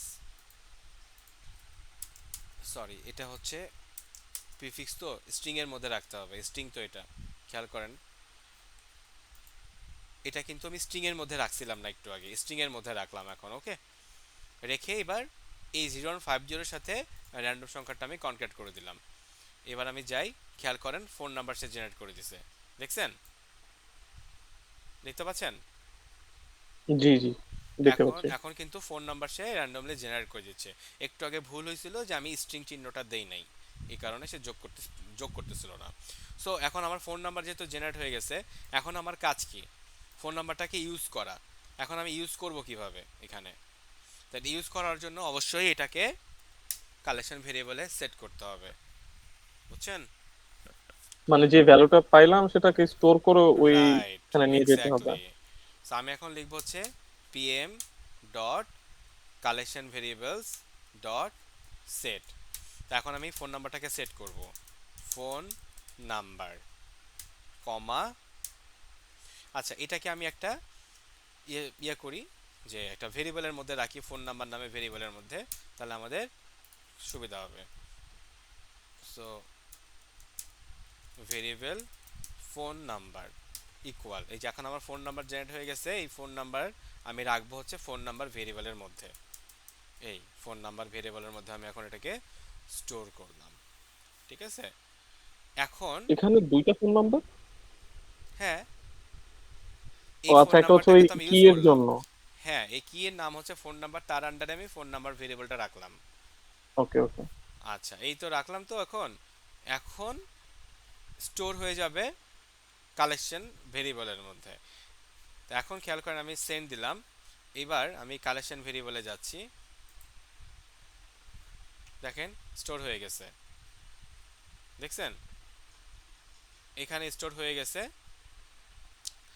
এখন হুম। এইটাকে আমি ক্রিয়েট ইউজারে যাব, যাওয়ার পরে যে বডিতে যাচ্ছি, তো এই ফোন নাম্বারের জায়গায় আমি এখন কিভাবে ইউজ করব, আগের মতোই ওই ফোন কিটা নাম্বার, এখানে দিয়ে দিব, হ্যাঁ। এই ফোন নাম্বারটা আমি জাস্ট এখন বসাই দিলাম। এবার আমি সেভ করব, সেভ করে এখন আমি সেন্ড দিলাম, হয়েছে এখন ইউজার ক্রিয়েটেড। জি। এবার খেয়াল করেন এই ফোন নাম্বারটা কত, লাস্টে 955 এবং কালেকশন ভেরিয়েবলে 955, মানে এইটাই আগে জেনারেট করতেছে, জেনারেট করে এইটাকে সে পাস করতেছে এইখানে। এবং নাম দেখেন ফেকার লাইব্রেরি কিভাবে নামটা ইয়ে র্যান্ডম নাম জেনারেট করে দিচ্ছে। তো ইমেল জেনারেট হলো, ফোন নাম্বার আমি নিজে মানে জেনারেট করলাম, সব কিছু এখন র্যান্ডমভাবে জেনারেট হয়ে গেছে, ইউজার ক্রিয়েটেড। এখন আমি আবার ক্লিক করি, নতুন আরটি ইউজার ক্রিয়েট হয়েছে, যার ইউজার আইডিটা অটোমেটিক জেনারেট হচ্ছে। সো এখন আর ডুপ্লিকেট হবে না, এইভাবে আমরা ইউজারকে অটোমেট করতে পারি। ক্লিয়ার সবাই? জি। ওকে, ভাইয়া, জি বলেন। হ্যালো। আচ্ছা ভাইয়া, এখানে আমরা প্রি রিকোয়েস্ট স্ক্রিপ্টটা তাহলে আমরা এই জন্য ইউজ করতেছি যে ধরেন আমরা যখন কোনো কিছু বারবার হচ্ছে জেনারেট করতে নো যাচ্ছি, নো আমাদেরকে অনেক নো, সময় আমরা প্রি আহ, রিকোয়েস্ট স্ক্রিপ্ট জেনারেট করতেছি বিকজ অফ আমাদের ফোন নাম্বারটা দরকার, যেটা কখন আমরা জেনারেট আচ্ছা করব, আচ্ছা, রিকোয়েস্টটা পাঠানোর আগে আমাকে র্যান্ডমলি জেনারেট করে তারপর আমি রিকোয়েস্টটা পাঠাবো। এটা কি আমাদের মানে আমরা এক্সিস্টিং ইউজারটাকে টেস্ট করার জন্য, নাকি নর্মালি কেন? আমরা এক্স- ধরেন হচ্ছে আমরা আমরা যখন টেস্ট করি তখন আমরা ইউজারটা এক্সিস্টিং আছে কিনা, দেন হচ্ছে হুম, এটা টেস্ট করার নো জন্য কি নো, আমরা এখানে র্যান্ডম ডেটা জেনারেট করি? আচ্ছা, এক্সিস্টিং মানে তো এক্সিস্টিং আছেই, তাহলে আমি হ্যাঁ র্যান্ডম হ্যাঁ, কেন ক্রিয়েট করব? এটা তো সম্পূর্ণ আচ্ছা আচ্ছা নতুন আচ্ছা ইউজার আমি ক্রিয়েট করলাম, এটা তো আচ্ছা এক্সিস্টিং আচ্ছা ইউজারের সাথে কোনো সম্পর্কই নাই। আচ্ছা। তাহলে তো ভাই শুধু ফোন নাম্বার ছাড়া আমরা কি যে কোনো ভেরিয়েবল বা যে কোনো ডেটা হচ্ছে এরকম প্রি রিকোয়েস্টের মাধ্যমে রাইট, করতে পারি, জেনারেট করতে পারি? ইয়েস, আচ্ছা আচ্ছা, ফোন ইয়েস। নাম্বার, আপনি ইমেল যদি বা আপনি হচ্ছে, যদি বলেন যে এখন আপনি এনআইডিটা র্যান্ডমলি জেনারেট করবেন, হ্যাঁ হ্যাঁ হ্যাঁ, তাহলে আপনি একইভাবে এখানে র্যান্ডম নাম্বার আমার অলরেডি আছে, আচ্ছা প্রিফিক্স। তা আপনি এখন মনে করেন যে যে সাপোজ এই যে র্যান্ডম নাম্বারটা এইটাই হচ্ছে আপনার এনআইডি, ঠিক আছে, ধরে নেন। জি তো ভাইয়া। এখন এখানে র্যান্ডম, এখানে একটা ইয়ে আছে দেখেন, আমি যদি র্যান্ডম নাম, আমি যদি এনআইডিটা একটু ছোট করে দেই, 3 4 5 6, তার মানে কয় ডিজিট হচ্ছে, 1 2 3 4 5 6 7 ডিজিট। ওকে, ভালো কথা। তো আমি চাচ্ছি কি এনআইডিটা র্যান্ডম হিসাবে ইউজ করব, তাহলে আমি এখন কি করব, আমি এখানে জাস্ট আমি নতুন একটা কালেকশন অ্যাড করে দিই যেটা আমার এনআইডি হিসেবে কাউন্ট হবে। এই যে এনআইডি দিয়ে দিলাম, আর এই যে র্যান্ডম র্যান্ডম নাম্বার এটাই ধরে নেন আমার এনআইডি, ঠিক আছে। তাহলে এখন আমার এনআইডি কিন্তু স্টোর হয়ে যাবে। তাহলে আমি এখানে জি জাস্ট জাস্ট আমি এখানে লিখে দিব এনআইডি, এই যে লিখলাম। এখন খেয়াল করেন র্যান্ডমলি যে এনআইডিটা জেনারেট হবে সেটাই কিন্তু আমার এনআইডি হিসেবে এখানে সেট হয়ে গেল, বুঝতে পারছেন? আচ্ছা আচ্ছা আচ্ছা, তার মানে হচ্ছে আমরা হচ্ছে কালেকশন ভেরিয়েবলের মাধ্যমে সেট করতেছি, দেন সেটাকে গেট করতেছি, এটাই রাইট, হচ্ছে আমাদের। এটাই হচ্ছে কাজ। আচ্ছা আচ্ছা ভাই, স্নিপেট একটা অপশন আছে, ওটা থেকে তো ভাই এটা করা যায় না? কালেকশন গুলোকে দেখাবো, এভাবে এখনো পরিবেশন? দেখাইনি। আচ্ছা আচ্ছা, ঠিক আছে ভাইয়া। ওকে। ওকে, সো আমরা এই তিনটা বুঝলাম। জি বলেন, কোশ্চেন বলেন। আচ্ছা, কোশ্চেন না থাকলে আমি এখন আবার শুরুতে যাই। না, ওনার কোয়েশ্চেনটা হচ্ছে কি, ওই যে মাইক্রোফোনের প্রবলেম হচ্ছে। উনি লিখছেন যে ভাইয়া, ইমেল যেমন র্যান্ডম জেনারেট করেছি, ওরকম phone number random 10 digit generate করে সাথে একটা ফিক্সড নাম্বার দিয়ে জেনারেট করতে পারতাম না? যেমন ফোন নাম্বার কার্লি আপু, ব্রেসেস 8। আপনি কি আমার স্ক্রিনটা দেখতে পাইছেন? আমি এখানে কি করছি, প্রিফিক্স দিয়ে আমি কি বুঝাইছি বলেন তো? আমি তো সেটাই করছি, আপনি যেটা বলছেন আমি কিন্তু সেটাই করছি। আমি 4টা ডিজিট ফিক্স রাখছি এবং 7 ডিজিট আমি র্যান্ডমলি জেনারেট করছি, বুঝছেন আপনি? জি, উনি বুঝতে পারছেন, ওনার মাইকে প্রবলেম, তো সেজন্য আমি মানে টেলিকাস্ট করলাম আর কি। মানে আমি এইটাই কিন্তু বুঝাইছি, বাট আপু হ্যাঁ, আপনি বুঝেন নাই, যাই হোক। আপনি এখানে 1 ডিজিট রাখলেও হবে, 4 ডিজিট 5 ডিজিট আপনার ইচ্ছা। মেন কথা আমি 11 ডিজিট মিলাবো। আমি যদি এখানে 6 ডিজিট দিতাম তাহলে আমি এখানে 5টা রাখতাম, এখানে যদি আমি 3টা রাখতাম তাহলে এখানে আমি 8টা দিতাম। এই আর কি, আর কিছু না। মেন কথা আপনি র্যান্ডম জেনারেট করতেছেন। আচ্ছা, এখন হচ্ছে যে আপু একটু আগে যে কোশ্চেনটা করলেন যে ইউজার স্নিপেটের যে কাজটা, সেটা তো ওটা আমি এখন দেখাবো। তো এখন ধরেন আমি এই যে ইউজারটা ক্রিয়েট করলাম, হ্যাঁ, ওইটা তার আগে আমি কি করব, আমার এই ইউজারের ইনফরমেশনটা সেভ করতে হবে। তো এখানে আমি কি পাচ্ছি, আইডি পাচ্ছি। এই আইডিটা কিন্তু আমার লাগবে, ইমেলটা লাগবে। তো ধরেন আমি আইডি, নেম, ইমেল আর হচ্ছে ফোন নাম্বার, এই 4টা জিনিস আমি স্টোর করব, ঠিক আছে, এই 4টা জিনিস আমি স্টোর করব। তো যখন আমি রেসপন্সটা পেলাম তখন আমি কোথায় যাব, টেস্ট ট্যাবে যাব। ওকে, টেস্ট ট্যাবে যে আমি সম্পূর্ণ জিনিসটাকে আগে সেভ করে নেব। PM dot collection variable, sorry, PM dot response dot Jason, variable Jason data, এরপর জেসন ডেটা। জেসন ডাটার মধ্যে কি আছে, প্রথমে ইউজার, সো প্রথমে লিখবো ইউজার। এখন ইউজারের মধ্যে কি নিচ্ছি আমি, ইউজার আইডিটা আমার দরকার। তো আমি ইউজার ডট আইডি, তাহলে এখন আমি কি পাবো, আইডি পাবো, তাই না? তো আমি ধরেন এখানের মধ্যে রাখতেছি ভেরিয়েবল কাস্টমার আইডি, ঠিক আছে, কাস্টমার আইডি। এরপর নেম দরকার, আমি এগুলো লেটের মধ্যে রাখি, let customer name JSON data dot user dot name. তারপর একইভাবে ইমেল আর ফোন নাম্বার, এই দুটো আমাদের দরকার, ইমেল ফোন নাম্বার।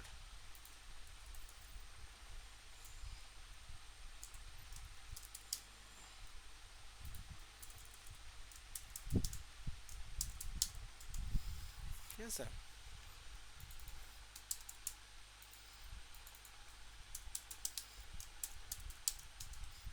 দেখেন এখানে ফোন নাম্বার ঠিক যে বানানে আছে আমি কিন্তু ওভাবে লিখছি, কারণ ইউজারের আন্ডারে ফোন নাম্বার আছে। তো ID, name, email, phone number, এই চারটা ডাটা আমরা চারটা ভেরিয়েবলের মধ্যে রাখলাম। এবার পর্যায়ক্রমে আমরা এগুলোকে স্টোর করব। PM dot response dot PM dot collection variable dot set. এখন প্রথমে হচ্ছে কাস্টমার নেম, কাস্টমার নেম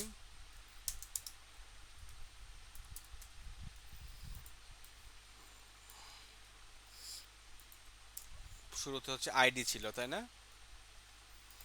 এই কাস্টমার আইডি,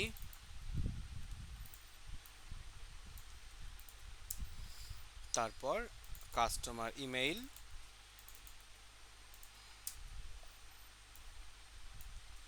আর লাস্টে হচ্ছে কাস্টমার ফোন নাম্বার। আচ্ছা, এই চারটা এখন আমরা স্টোর করব। সো যখনই কোনো একটা নতুন ইউজার ক্রিয়েট হয়ে যাচ্ছে, আমি ওর মেজর যে ইনফরমেশনগুলো দরকার, ইনফরমেশনগুলো আমি কালেকশন ভেরিয়েবল স্টোর করে ফেলতেছি। তো আমি কালেকশন ভেরিয়েবলে যাচ্ছি, দেখেন কত বড় হয়ে গেছে, তাই না? কাস্টমার ফোন নাম্বার, এগুলো সব কিছু আমার এখানে চলে আসছে।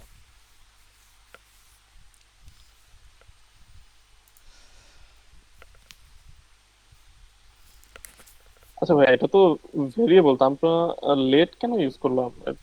ভেরিয়েবল ইউজ করলে ভালো হতো না? ভালো মন্দের কিছুই নাই, ভেরিয়েবলের স্টোরেজটা বড় থাকে, লেটের স্টোরেজটা ছোট থাকে। ভার, লেট ওকে। এবং কনস্ট্যান্ট, এই তিনটাই হচ্ছে ES6 এর তিন ধরনের ভেরিয়েবল লেখার মানে আইডেন্টিফায়ার, ঠিক আছে? ও আচ্ছা।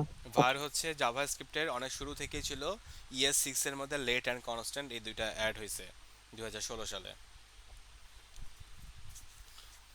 সো লেট হচ্ছে আমরা লোকাল স্কোপের মধ্যে ইউজ করি, আর ভেরিয়েবলের মধ্যে আমরা অবজেক্ট বা বড় ধরনের কোনো ডাটা থাকে সেগুলোকে রাখি। যেমন জেসন ডাটা, এখানে আমি পুরো ফুল অবজেক্টটাকে রাখছি, এই জন্য আমি জেসন ডাটার মধ্যে রাখছি। আর কাস্টমার আইডিতে শুধুমাত্র এইটুকু একটা ডাটা রাখছি, সেই জন্য আমি এটা লেট ইউজ করছি, বুঝছেন? হুম। আচ্ছা, তো এখন প্রত্যেকবার যখন আমরা এটা হিট করতেছি তখন হচ্ছে একদম মেইন যেখানে আমরা এই ডাটাগুলো স্টোর করতেছি ওখানে হচ্ছে এগুলো চেঞ্জ হয়ে যাচ্ছে, তাই না? হ্যাঁ হ্যাঁ, প্রত্যেকবার কালেকশন রিপ্লেস হচ্ছে।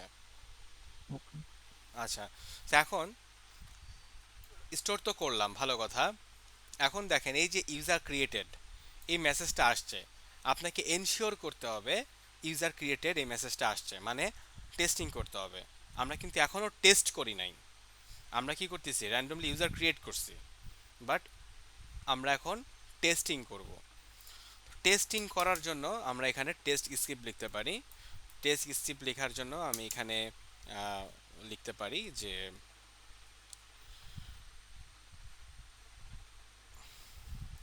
pm dot test. তো টেস্টের মধ্যে আমি একটা টেস্টের টাইটেল দিলাম যে check if user is created. তারপরে আমি এখানে একটা অ্যারো ফাংশন দিলাম, এখানের মধ্যে আমি লিখব যে এই মেসেজটা আসছে কিনা। সো অলরেডি আমার কিন্তু এই জেসন ডাটা এটা আছে। তো জেসন ডাটা ডট মেসেজ, এটাকে আমি রাখতেছি ধরেন মেসেজ নামে একটা ভেরিয়েবলের মধ্যে। ঠিক আছে, মেসেজ নামে ভেরিয়েবলের মধ্যে রাখলাম। এখন আমি এটাকে টেস্ট করব, মানে অ্যাসার্ট করব। সো লিখবো আমি PM dot expect. PM dot expect কি এক্সপেক্ট করব, মেসেজ ডট, আচ্ছা মেসেজ এখানে থাকবে, মেসেজ ডট কন্টেইনস, কি কন্টেইন করবে, ইউজার ক্রিয়েটেড। ইউজার ক্রিয়েটেড এই মেসেজটা কন্টেইন করে কিনা। ঠিক আছে, এই যে পিএম ডট এক্সপেক্ট মেসেজ, তার মানে কি এখন আমি জিনিসটাকে টেস্ট করলাম। তো আমি এক্সপেক্ট থেকে মেসেজ পাচ্ছি, এটা আমার এক্সপেক্টেড রেজাল্ট। কি এক্সপেক্টেড রেজাল্ট হচ্ছে ইউজার ক্রিয়েটেড। ইউজার ক্রিয়েটেড এই মেসেজ থাকতে হবে, এটা আমার টেস্ট কেসের মধ্যে থাকবে। সো ইউজার ক্রিয়েটেড যদি হয় তখনই কিন্তু একমাত্র অ্যাসারশনটা ম্যাচ করবে, মানে এক্সপেকটেশন ফুলফিল হবে। এটা হচ্ছে চাই লাইব্রেরি থেকে আসছে। পোস্টম্যান বাই ডিফল্ট মকা এবং চাই লাইব্রেরিকে ইউজ করে এবং ল্যাঙ্গুয়েজ হচ্ছে জাভাস্ক্রিপ্ট। তো এখন আমি খেয়াল করেন ভালোভাবে, এখানে কিন্তু কোনো ডাটা মাটা আপনারা এখনো পান নাই। দেখেন টেস্ট রেজাল্টের এই জায়গাটা কিন্তু খালি, কিছু নাই। ঠিক আছে, কারণ আমি এখনো টেস্ট করি নাই। এখন আমি টেস্টের কোড লিখছি, কোড লেখার পরে আমি এখন সেন্ড দিচ্ছি। টোকেন এক্সপায়ার, 30 মিনিট পরে কিন্তু টোকেন এক্সপায়ার হয়ে গেছে, খেয়াল করছেন? জি। হ্যাঁ, আমি ওই যে বললাম না শুরুতে যে একটা বাগ ছিল, সেটা হলো যে টোকেন এক্সপায়ার হওয়ার আগে আমি অন্য কোনো টোকেন দিলেও সেটাকে সে মানে অ্যাকসেপ্ট করে নিত, কারণ ওইটাই হলো প্রবলেম। ওটা আমি ফিক্স করে দিব কালকের মধ্যে। সো টোকেন যেহেতু এক্সপায়ার হয়ে গেছে, আমাকে এখানে সুন্দর করে বলতেছে টোকেন এক্সপায়ার্ড, এবং স্ট্যাটাস কোড কি বলতেছে 403। কেন 403 বলতেছে? তার মানে এই টোকেনটা আসলে ভ্যালিড ছিল, কিন্তু এই টোকেনটা এখন আসলে কাজ করবে না, মানে এখন আর অথেন্টিকেশনটা নাই বা অথরাইজেশনটা এখন আর নাই। সো আমাকে আবার টোকেনটা জেনারেট করে নিতে হবে। সো ইউজার লগ ইন থেকে আমি যে আবার জেনারেট করে নিলাম। এবার আমি ক্রিয়েট ইউজার করব। খেয়াল করেন এখানে কিন্তু টেস্ট রেজাল্ট কি আসছে, can not read properties of identified, কারণ এখানে সে কিন্তু পায় নাই, এই ইউজার ক্রিয়েটেড মেসেজটা পায় নাই, সেই জন্য কিন্তু আমার টেস্ট ফেইল আসছে। দেখছেন রেড লাল বাতি জ্বলে আছে। এবার হুম। আমি এখানে যদি সেন্ড দেই, টেস্ট রেজাল্ট দেখছেন 1/1 পাস। এই যে আমার যে টেস্ট টাইটেলটা ছিল check if user is created, so আমার কিন্তু টেস্ট কেস পাস করছে। ঠিক আছে, বুঝতে পারছেন? আচ্ছা, বুঝতে পারছি। তবে একটা কোয়েশ্চেন নতুন হচ্ছে ইউজার লগ ইনের প্যানেলে, সেখানে একটু আগে যে আমরা ওই কালেকশনটা ক্রিয়েট করলাম, সেটা অটোমেটিকলি 30 সেকেন্ড পর পর জেনারেট হবে এরকম করি নাই? অটোমেটিক্যালি 30 মিনিট পর পর কেন জেনারেট হবে? আপনি যদি রিকোয়েস্ট করেন তখনই তো সে জেনারেট করবে। ও আচ্ছা, এর আগে করবে না? এর আগে কেন করবে আগে সেটা বলেন। তাকে কি বলা হয়েছে যে তুমি 30 মিনিট পর পর অটোমেটিক জেনারেট করবা? ও আচ্ছা। না, ও আচ্ছা বললে হবে না, আপনি বলেন তাকে কি আমি বলছি?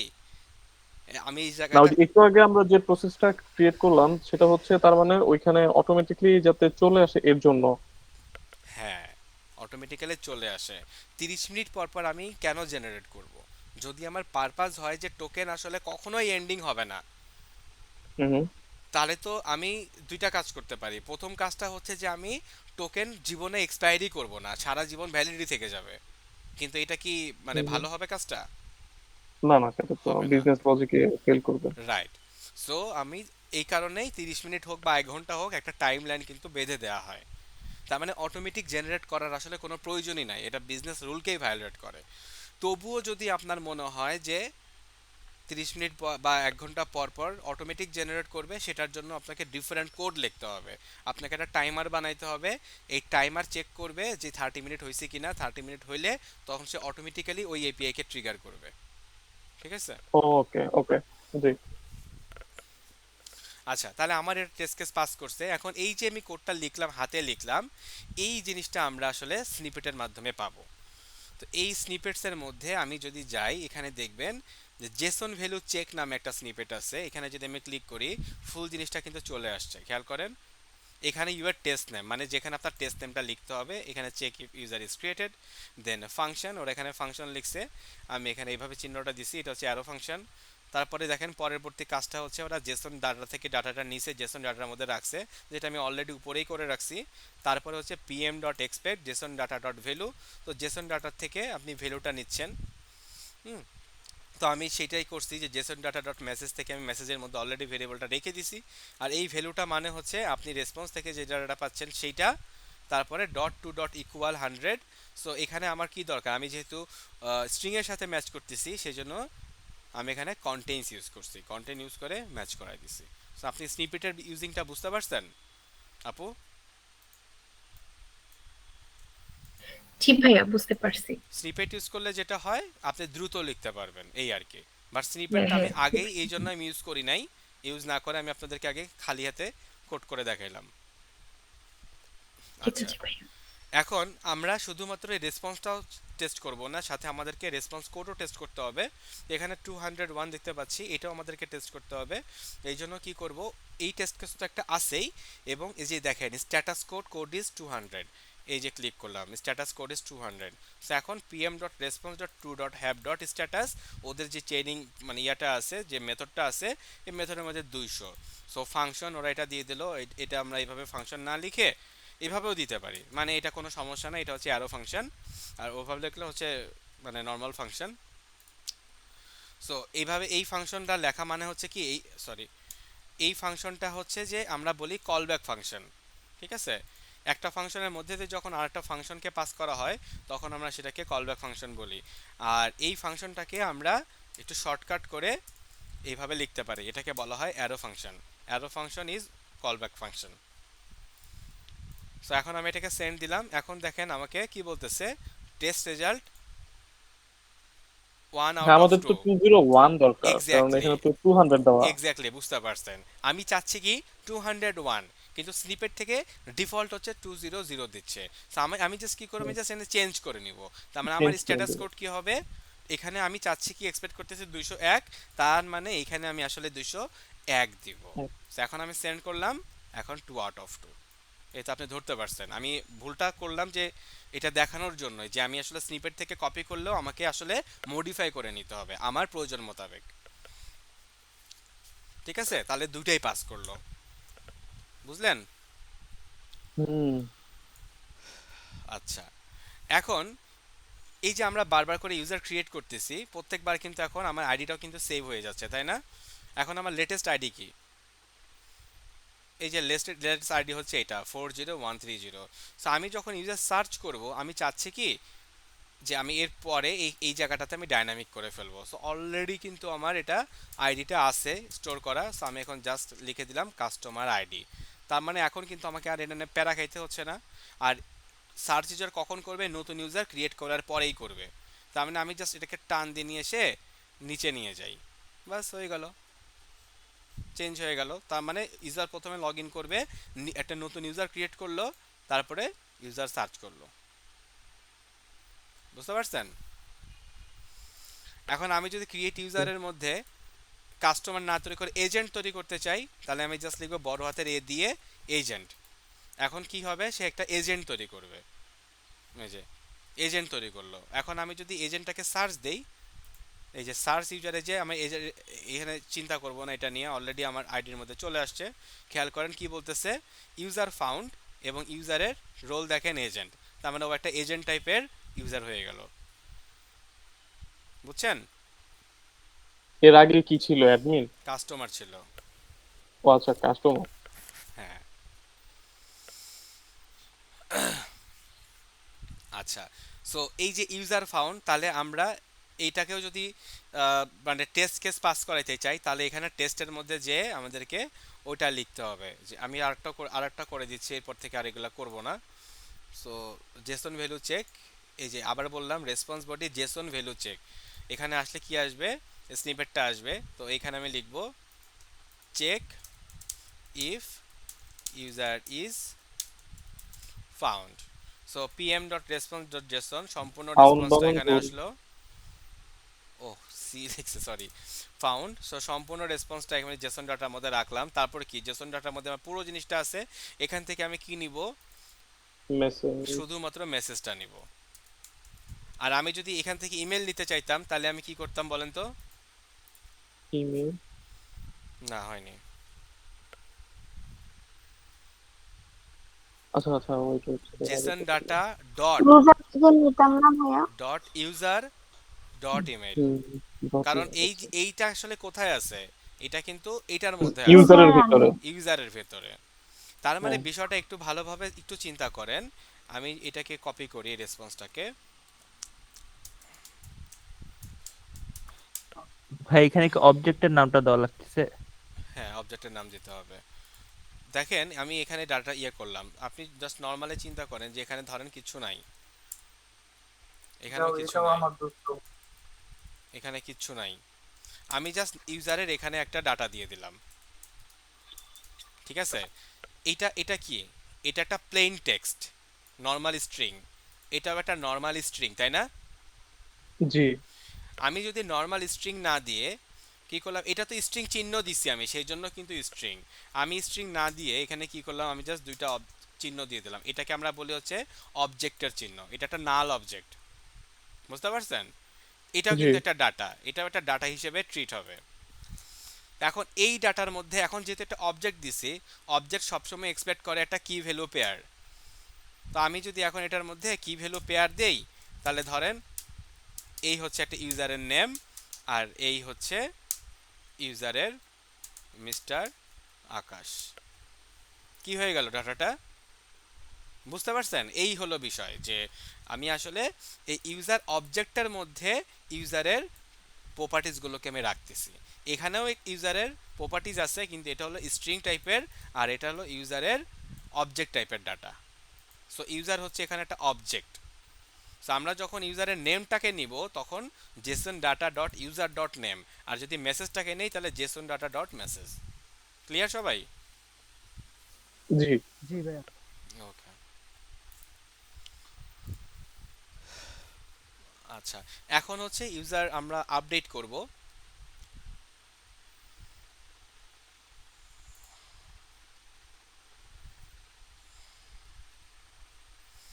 ইউজার আপডেট, ওকে।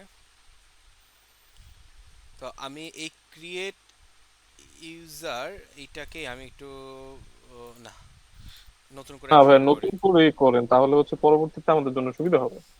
নতুন করেই করতেছি। আমি এখন থ্যাংক ইউ। আপডেট রিকোয়েস্ট করব। So update user. তো এখানে হচ্ছে বেজ ইউআরএল, এই যে বেজ ইউআরএল দিয়ে দিলাম।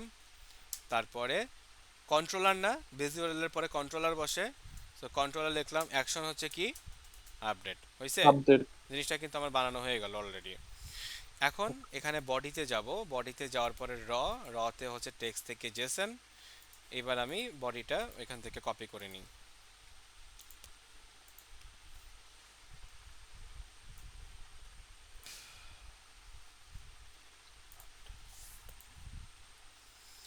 ওকে, এখন এই যে নাম টাম যা কিছু আছে, আমি এক্সিস্টিং কোনো একজন ইউজারের আমি কোন ইনফরমেশনটা চেঞ্জ করতে চাই সেটা আমাদের দরকার।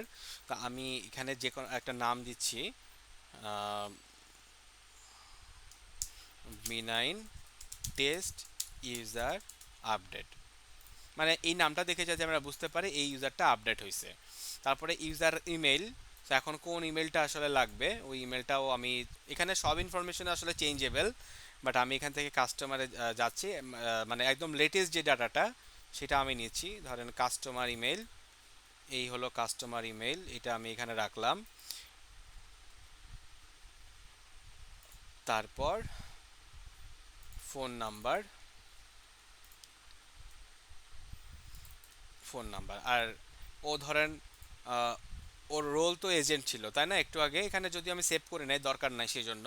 তো ওর রোল তো এজেন্ট ছিল, তো আমি ভাবতেছি যে ওর রোলকেও আমি এজেন্ট থেকে কাস্টমার বানাই দিব, আপডেট করে দিব। ওর নামটা আমি আপডেট করে দিব, আর ওর রোলটাকে আমি আপডেট করে দিব। আর বাকি ইনফরমেশন যা ছিল অ্যাজ ইট ইজ, ওর আগে যা ছিল তাই। ঠিক আছে, বুঝতে পারছেন? আচ্ছা, এখন কোন ইউজারকে আমি আপডেট করব? ইউজারের একটা আইডি আছে, তাই না? এই যে ইনফরমেশনগুলো এটা কোন ইউজারের? এই যে 40131 এই আইডি, তাহলে এই আইডির এগেইনস্টে আমাকে চেঞ্জ করতে হবে। সো এই আইডিটা আমি প্যারামিটার হিসেবে দিয়ে দিলাম, এই যে কাস্টমার আইডি। এরপর যেহেতু আমি আপডেট করতেছি, আপডেট করার জন্য এই পে হচ্ছে পুট, লিখলাম আমি put, then send. Oh sorry, no token found. So আমাকে এখানে টোকেন অ্যাড করতে হবে। তো টোকেন তো আমি বরাবর হচ্ছে যে এখানে অথরাইজেশন হিসেবে অ্যাড করতেছি। এখন একটু ডিফারেন্ট ওয়েতে আমি অ্যাড করি। এখানে অথরাইজেশন আছে, অথরাইজেশনে গেলাম, যাওয়ার পরে এখান থেকে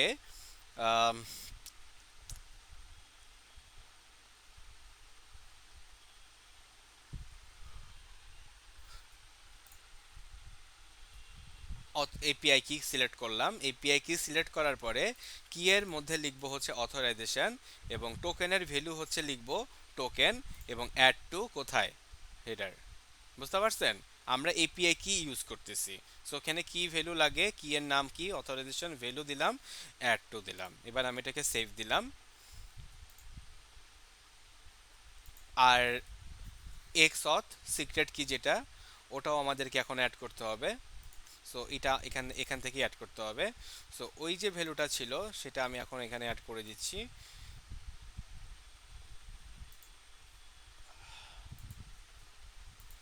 এই ভ্যালুটা কিন্তু কাস্টম হয়, এটা যে এক্স্যাক্টলি এটা হবে তা না। অথরাইজেশন হচ্ছে একদম নির্দিষ্ট, ওটাই লিখতে হবে। আর এটা হচ্ছে ডেভেলপাররা ডিফাইন করে দেয় কোনটার জন্য কি হবে, ঠিক আছে? সিক্রেট কি। সো এখন আমি আপডেট করব। হয়েছে ইউজার আপডেটেড। খেয়াল করেন ইউজার কিন্তু আপডেটেড হয়ে গেছে অলরেডি। কোন ইউজারের জন্য? 131 এই ইউজারের জন্য। ওর ডাটাগুলো দেখতে পাচ্ছেন? হ্যাঁ, দেখা যাচ্ছে। এখন কি এটা হচ্ছে আমরা যেখানে এবার স্টোর আমি সার্চ করেছিলাম করব। প্রথমে, এবার আমি দেখেন ওইখানে সার্চ দেখা ইউজার যাবে? করব। সার্চ ইউজারে গেলাম, ওই ইউজারটা দিয়ে আমি সার্চ করতেছি। এই যে 40131, আগে কিন্তু এই নামটাম ছিল, ঠিক আছে? নাম এটা ছিল, ইমেল আমরা চেঞ্জ করি নাই। রোল ছিল হচ্ছে এজেন্ট, কিন্তু এখন কিন্তু কাস্টমার হয়ে গেছে। এখন আমি সেন্ড বাটনে ক্লিক করলাম, দেখেন আপডেটেড ইনফরমেশনটা এখন দেখাচ্ছে। এই যে দেখেন কাস্টমার, দেখছেন? হুম। এবং নামও কিন্তু চেঞ্জ হয়ে গেছে বিনায়, কারণ আমরা আপডেট করলাম। Got it? জি। ওকে। এখন আমি যদি আপডেট ইউজারে যেয়ে বডিতে গিয়ে, ধরেন আমি একটা ইনফরমেশন মিস করছি, এখানে এনআইডিটা আমি দেই নাই। এখন আমি যদি সেন্ড করতে যাই, কি বলতেছে? NID is required 400 bad request. কি রেসপন্স কোড কি দিছে? ব্যাড রিকোয়েস্ট, মানে আমি ক্লায়েন্ট এন্ড থেকে ভুল করছি, ইনফরমেশন মিস করছি সেই জন্য। তার মানে কি আপডেট করতে গেলে অ্যাকচুয়ালি আমার সবগুলো ইনফরমেশনেরই দরকার। Got it? এটা ইউজার ক্রিয়েট করার সময় এনআইডি ম্যান্ডেটরি ছিল সেজন্য বলছে, নাকি ডিলিট করে দিয়েছেন বিধায় চাইছে? ডিলিট করি নাই। মানে এখানে যদি অন্য পুট একটা ভ্যালু ডিলিট করেন তাহলে কি হবে? পুট যে কোনোটাই আমি যদি ফেলে দিই না কেন, এখানে এনআইডি দেওয়াটা ম্যান্ডেটরি না, ঠিক আছে? এনআইডি দেওয়াটা ম্যান্ডেটরি না, কিন্তু আমি যেহেতু পুট রিকোয়েস্ট কল করতেছি সেই জন্য ও রিকোয়ার্ড বলতেছে। তার মানে পুট রিকোয়েস্টের ক্ষেত্রে আমার সবগুলো ইনফরমেশনই লাগবে। পুটের আচ্ছা ক্ষেত্রে আচ্ছা। আমি গতকাল লাস্ট ক্লাসে শিখাইছিলাম পুট কি করে। একটা অবজেক্ট সমগ্র অবজেক্টকে একসাথে আপডেট করে ফেলে। এই আমার ফুল অবজেক্ট, এখানে যা আছে সবগুলোকে সে একসাথে আপডেট করে ফেলবে। আমি যদি এইখানে চেঞ্জ না করি, ওল্ড ভ্যালুকে ওল্ড ভ্যালু দ্বারাই আপডেট করবে, আর নিউ হ্যাঁ, ওর ভ্যালুকে ভ্যালু দিয়ে রিপ্লেস। ওল্ড ভ্যালুকে নিউ ভ্যালু দ্বারা রিপ্লেস করবে, তাই না? তার মানে আমি এখানে হুম টাচ হুম। করি নাই, কিন্তু তাও কিন্তু রিপ্লেস করছে, বাট আমরা দেখতে পাচ্ছি না। বাট প্যাচের ক্ষেত্রে কি হবে, আমরা স্পেসিফিক যে ভ্যালুটা দরকার শুধুমাত্র ওইটাই আমি আপডেট শুধুমাত্র করতে ওইটাই। পারবো। সো এখন সেম জিনিসটা আমি যদি প্যাচ দিয়ে করি। ও, এখানে পুট না দিয়ে প্যাচ করলেও তাহলে হচ্ছে যদি এখানে কোনো হ্যাঁ, একটা মিসিং থাকে তাহলে নিয়ে নিত। এক্স্যাক্টলি। এখন আমি পুট থেকে এখানে আমি প্যাচে গেলাম, ঠিক আছে? এবার প্যাচে যে ধরেন আমি শুধুমাত্র ওর নেমটাকে চেঞ্জ করতে চাচ্ছি, আমি সবগুলা বাদ দিয়ে দিলাম, ঠিক আছে? সবগুলা বাদ দিয়ে ইউজার আপডেট টু। বাই প্যাচ। ওকে। এবার আমি সেন্ড দিলাম, ইউজার আপডেট হয়েছে হ্যাঁ, সাকসেসফুল। সাকসেসফুলি। দেখি তো আগের ইউজার সার্চ ইউজারে যে এখন তাহলে দেখি। হ্যাঁ, হয়েছে। হয়েছে না? হুম। সো পুট আর প্যাচের মধ্যে ডিফারেন্স বুঝছেন এখন? হ্যাঁ, বুঝতে পারছি। এই জিনিস কিন্তু ইন্টারভিউতে জিজ্ঞাসা করে, হ্যাঁ। আচ্ছা, আমি অ্যান্সার দিয়ে দেবো। ওকে, সো ফাইনালি হচ্ছে ডিলিট। ডিলিটের জন্য ডিলিটে গেলাম, আহ, মানে ক্রিয়েট করব delete user. So base URL, তারপর হচ্ছে কন্ট্রোলার, তারপর হচ্ছে অ্যাকশন, তারপরে আইডি, তাই না, মানে প্যারামিটার, এই তো। আর এপিআই যেটা ডিলিটের এপিআই কি, এপিআই মেথড কি, ডিলিট, তাই না। জি। জি। এইবার আমি হেডারে যে আমাকে ওই জিনিসটা করতে হবে, অথরাইজেশন অ্যাড করতে হবে। সো অথরাইজেশন এর আগেরটা দেখছেন, এটা অন্যভাবে অ্যাড করছিলাম না। এই যে দেখেন, এটা কিন্তু এখানে কিন্তু আপনি ওই হেডার পাবেন না, দেখছেন এখানে কিন্তু ওই অথরাইজেশন হেডারটা নাই, অ্যাড করতে হচ্ছে এপিআই কি হিসেবে অ্যাড করছি। তো প্রথমে কে যেন কোশ্চেন করছিলেন ওনার, আপনারা তো অ্যান্সার পাইছেন তাই না, যেটা অন্যভাবে করতে পারবো কিনা। তো অথরাইজেশন, এখানে আমরা অনেক ধরনের অথরাইজেশন আমরা দেখতে পাচ্ছি। নো অথ, বেসিক অথ, বিআরআর টোকেন। আমি যে শুরুতে বলছিলাম না যে টোকেন অনেক সময় বিআরআর টোকেন টাইপের হইতে পারে, তো তখন নাম টোকেনের জি, আগে জি। বিআরআর লিখতে হয়। সো এই হচ্ছে বিআরআর। এখানে বিআরআর যদি আপনি সরাসরি যান, তাহলে আপনাকে আর বিআরআর এখানে আলাদা করে লিখতে হবে না। বাট আপনি যদি এখানে অথরাইজেশন হিসেবে অ্যাড করেন, তখন আবার ওই টোকেনের আগে বিআরআর কথাটা লিখতে হবে। মানে এখানে হচ্ছে আগে থেকেই আছে, সেজন্য আর বিআরআর লিখতে হবে না। তারপরে জেডব্লিউটি টোকেন, যেটা বললাম জেডব্লিউটি বিআরআর, অনেক ধরনের, এগুলো এক এক ধরনের অ্যালগোরিদম, যেটা ডেভেলপার যেটা জেনারেট করবে বা যে কি জেনারেট করবে সেটা আপনাকে জানাই দিবে। এরপর হচ্ছে ওয়াথ 1.0, এখন আর ইউজ হয় না, ওয়াথ 2.0। ওয়াথের মাধ্যমে আমরা যদি কোনো টেস্টিং করতে চাই সেটা। হক অথেন্টিকেশন সম্পর্কে আমার আইডিয়া নাই, এটা হচ্ছে এডব্লিউএস সিগনেচার, এনএলটিএম, এনটিএলএম অথেন্টিকেশন, এটা বেটা। এপিআই কি, যেটা আমরা করলাম। তারপরে আরও অনেক কিছু আছে, যে অ্যাটলাসিয়ানার এএসএপি। তো অনেক ধরনের সিস্টেমের অনেক ধরনের এপিআই টোকেন আমরা দেখতে পাচ্ছি। সো এর মধ্যে মোস্ট অফ দ্য কেসে আমাদের এইটাই ইউজ হয়, যে এপিআই কি আর হচ্ছে বিআরআর টোকেন সব থেকে বেশি ইউজ হয়। 90% কেসেই বিআরআর টোকেন ইউজ হয়, আর কিছু কিছু কেসে দেখবেন যে ওঅথ প্রয়োজন হচ্ছে। সো এই দুইটাই হচ্ছে মেইনলি ইউজ হয়, আর বাকিগুলো খুব একটা ইউজ হয় না। তো যাই হোক, এগুলা মানে ইন ডিটেলস এত প্রয়োজন হয় না আমাদের, দরকার হলে ওটা আমরা শিখে নিতে পারবো। তো যেটা আমাদের দরকার সেটা অলরেডি আমি আপনাদেরকে দেখাই দিছি, ঠিক আছে। আচ্ছা, বাই দ্য ওয়ে, এখন হচ্ছে ডিলিট ইউজারের ক্ষেত্রে যাই। ডিলিট ইউজারের ক্ষেত্রে ও কি করলাম,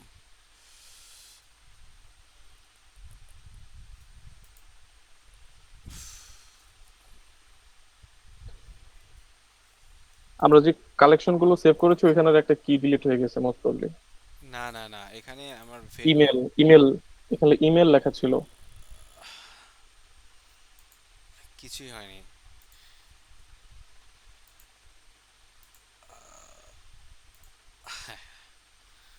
অথরাইজেশন,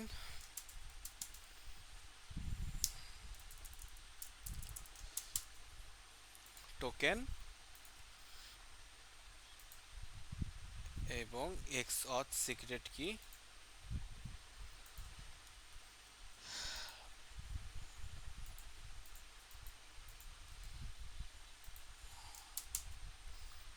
সিক্রেট কি, ওকে। সো আমি এখন এটাকে ডিলিট করে দিব। User deleted successfully. এখন যদি আমি আবার ডিলিট করি, কি হবে বলেন তো। অলরেডি ডিলিটেড মেসেজ ডিলিট হবে আসবে। না।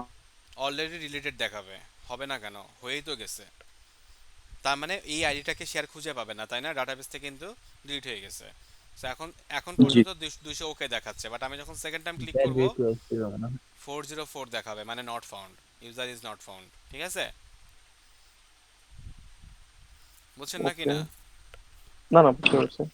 আচ্ছা, সো এই যে আমরা কাজগুলো করলাম, এখন আমরা একটা করে নেগেটিভ টেস্টিং অ্যাড করব সবগুলোর সাথে, ঠিক আছে। আমরা তো সব পজিটিভ টেস্ট কেস ফ্লো করলাম, তাই না। এখন আমরা একটা করে নেগেটিভ টেস্ট কেস ফ্লো করব। সো ইউজার লগইন, এটাকে আমি এখন ডুপ্লিকেট করি।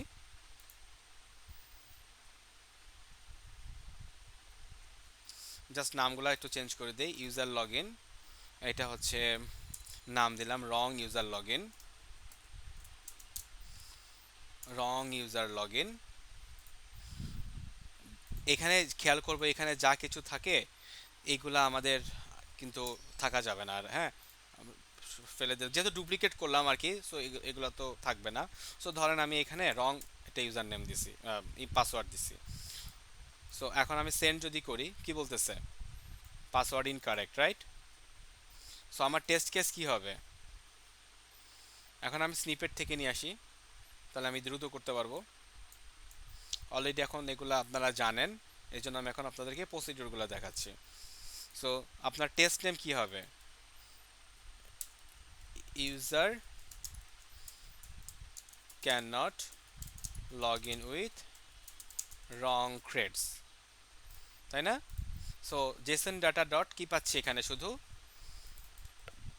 মেসেজ, এবং এখানে ডট কন্টেন্টস কি কন্টেন্ট করবে, পাসওয়ার্ড ইজ ইনকারেক্ট। তাহলে এটা আমার নেগেটিভ টেস্ট কেস না? হ্যাঁ, কেন নেগেটিভ টেস্ট কেস? কজ আমরা ভুল ইনফরমেশন দিয়ে টেক্সট করছি তাই। না, ভুল ইনফরমেশন দিয়ে ভুল যে রেজাল্ট সেটাই পেতেছি তাই। হ্যাঁ, ভুল ইনপুট দিয়ে আমাদের যেটা ভুল হওয়ার কথা না সেটা যে আসলেও হচ্ছে না সেটা এনশিওর করতেছি। যেটা হওয়ার কথা সেটাই হচ্ছে, সেটা হচ্ছে পজিটিভ টেস্ট কেস। যেটা হওয়ার কথা না এবং সেটা হচ্ছে না সেটা হচ্ছে নেগেটিভ টেস্ট কেস। হ্যাঁ, অর্থাৎ হচ্ছে ভুলটা সঠিকভাবে ভুল হয়েছে কিনা। এক্স্যাক্টলি, ভুলটা সঠিকভাবে ভুল হয়েছে কিনা। তাহলে আমার কিন্তু টেস্ট কেস দেখেন পাস করলো এখন, তাই না? এই যে টেস্ট কেস পাস, এবং 401 আনঅথরাইজড, তাহলে এটাও আমি অ্যাড করে দিই। স্ট্যাটাস কোড ইজ 200, তাহলে এখন এটা হচ্ছে 401, তাহলে এখানে হবে 401। এটাই আমি এক্সপেক্ট করতেছি যে 401 হবে। 2/2 পাসওয়ার্ড ইনকারেক্ট। একইভাবে ক্রিয়েট ইউজার, এখন তো আমি এখানে র্যান্ডমলি জেনারেট করতেছি, সো প্রত্যেকবার কিন্তু টেস্ট কেস পাস করতেছে। এটাও আমাকে এনশিওর করতে হবে যে ডুপ্লিকেট ইউজার যদি আমি তৈরি করি তাহলে আমাকে ডুপ্লিকেটের মেসেজটা দেখাচ্ছে কিনা, সেটা আমার টেস্ট কেস না? So create user, create duplicate user,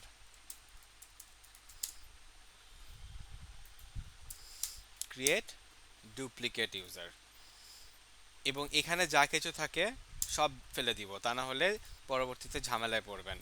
pre request script সব ফেলে দিব, কারণ আমি এখানে র্যান্ডমলি জেনারেট করতেছি না। তো এখন এই যে ইনফরমেশনগুলো আছে আর ফোন নাম্বার, এটা কিন্তু এক্সিস্টিংটাই আছে, রাইট?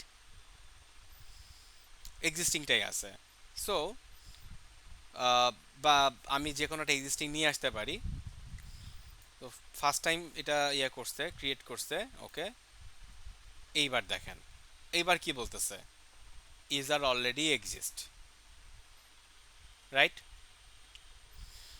সো আমার এখানে টেস্ট কেস কি হবে, জেসন রেসপন্স,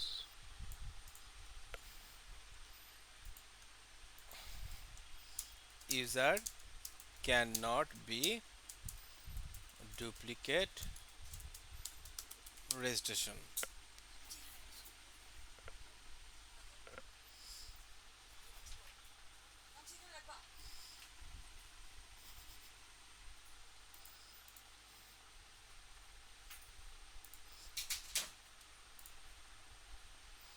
ঠিক আছে, 208 অলরেডি রিপোর্টেড, মানে অলরেডি এটা রেজিস্টার্ড হয়ে আছে। সো এখানেও আমরা এই টেস্ট কেসটা রাখতে পারি,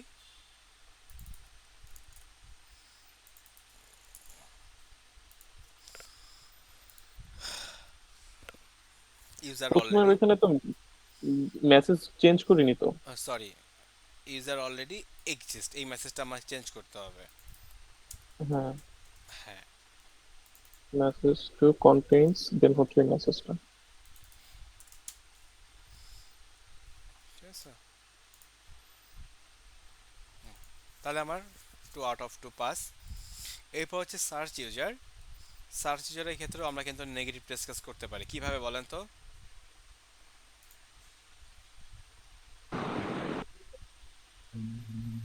বলেন না। ভুল সার্চ search দিয়ে দেয়া? হ্যাঁ, ভুল কোনো কিছু সার্চ দিয়ে, মানে ভুল ইনফরমেশন সার্চ দিয়ে, বা যে এক্স্যাক্টলি, ইনফরমেশন নেই। এক্স্যাক্টলি। তো আমি এখানে সাপোজ আমি ওয়ান দিয়ে সার্চ করলাম, এই ওয়ান তো নাই, হুম। তো না থাকলে কি বলবে? আচ্ছা, কি নট ফাউন্ড। এভাবে আসতেছে কেন? আচ্ছা, আমার মনে হয় নেটে কোনো একটা প্রবলেম হয়েছে এখন, এতক্ষণ তো ঠিকঠাক ছিল। অথবা ওই টোকেন মনে হয় এক্সপায়ার হয়ে গেছে। না না না,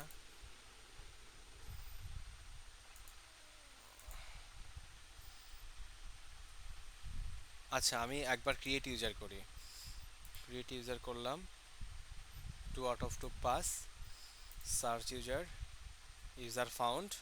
এখন আমি সার্চ ইউজারে ক্লিক করি, stuck in redirect loop in. আচ্ছা, কোনো একটা ঝামেলা হয়েছে, এটা দেখতে হবে যে এটা মনে হচ্ছে এপিআই এন্ডের কোনো একটা ইস্যু হয়েছে সম্ভবত।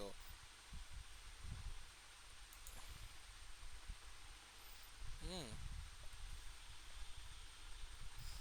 joycalls.com।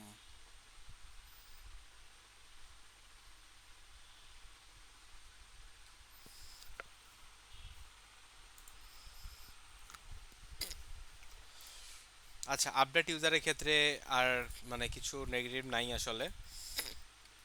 ডিলিট ইউজারের ক্ষেত্রেও একটা নেগেটিভ আছে, যদি আমরা ইউজারটা না পাই, এই যে ইউজার ডিলিটেড সাকসেসফুলি, আর যদি এই ইউজারটা না পাই সেই ক্ষেত্রে বলবে ইউজার নট ফাউন্ড।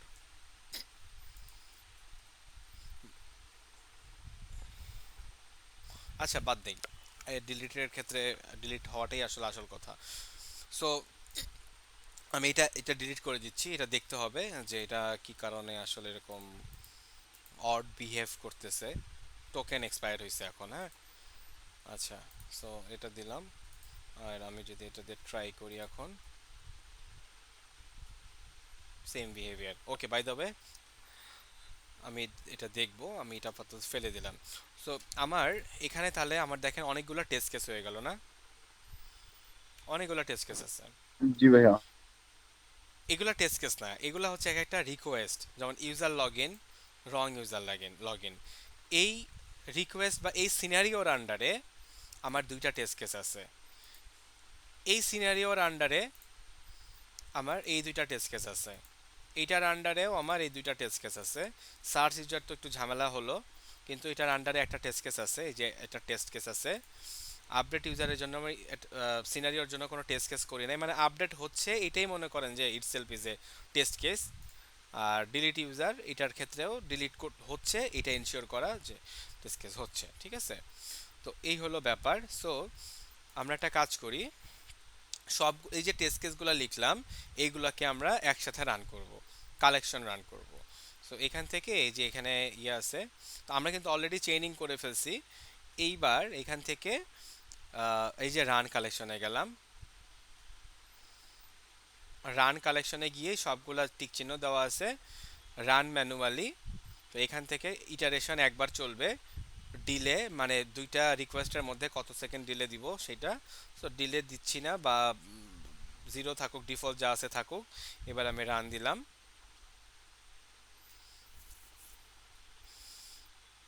খেয়াল করেন পাস্ট কয়টা,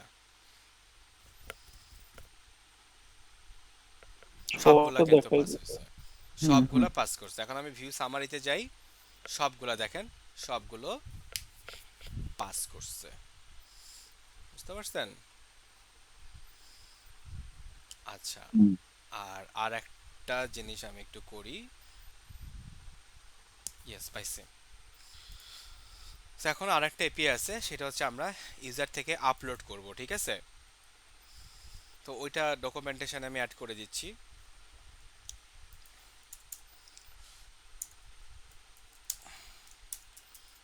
upload image method post endpoint /user।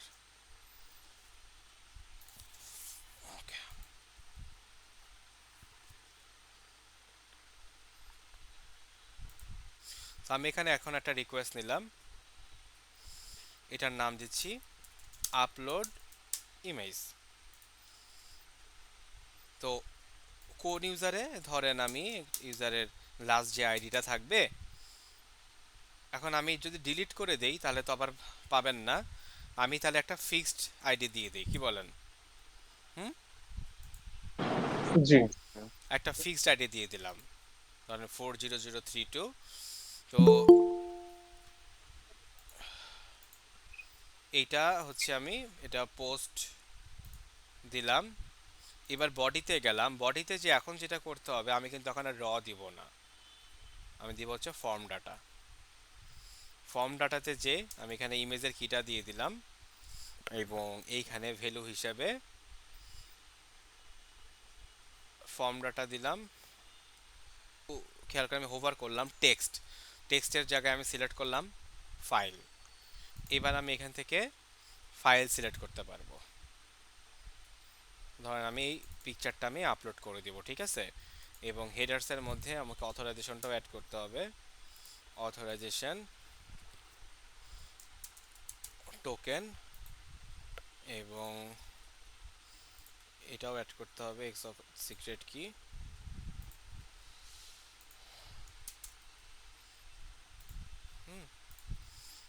তো এই 40032 এই ইউজারটাকে একটু চেক করে নেই আগে যে ইউজারটা আছে কিনা, হ্যাঁ। সো না থাকলে তো আবার খুঁজে পাওয়া যাবে না, সো আমি জাস্ট চেক করে নেই ইউজার ফাউন্ড।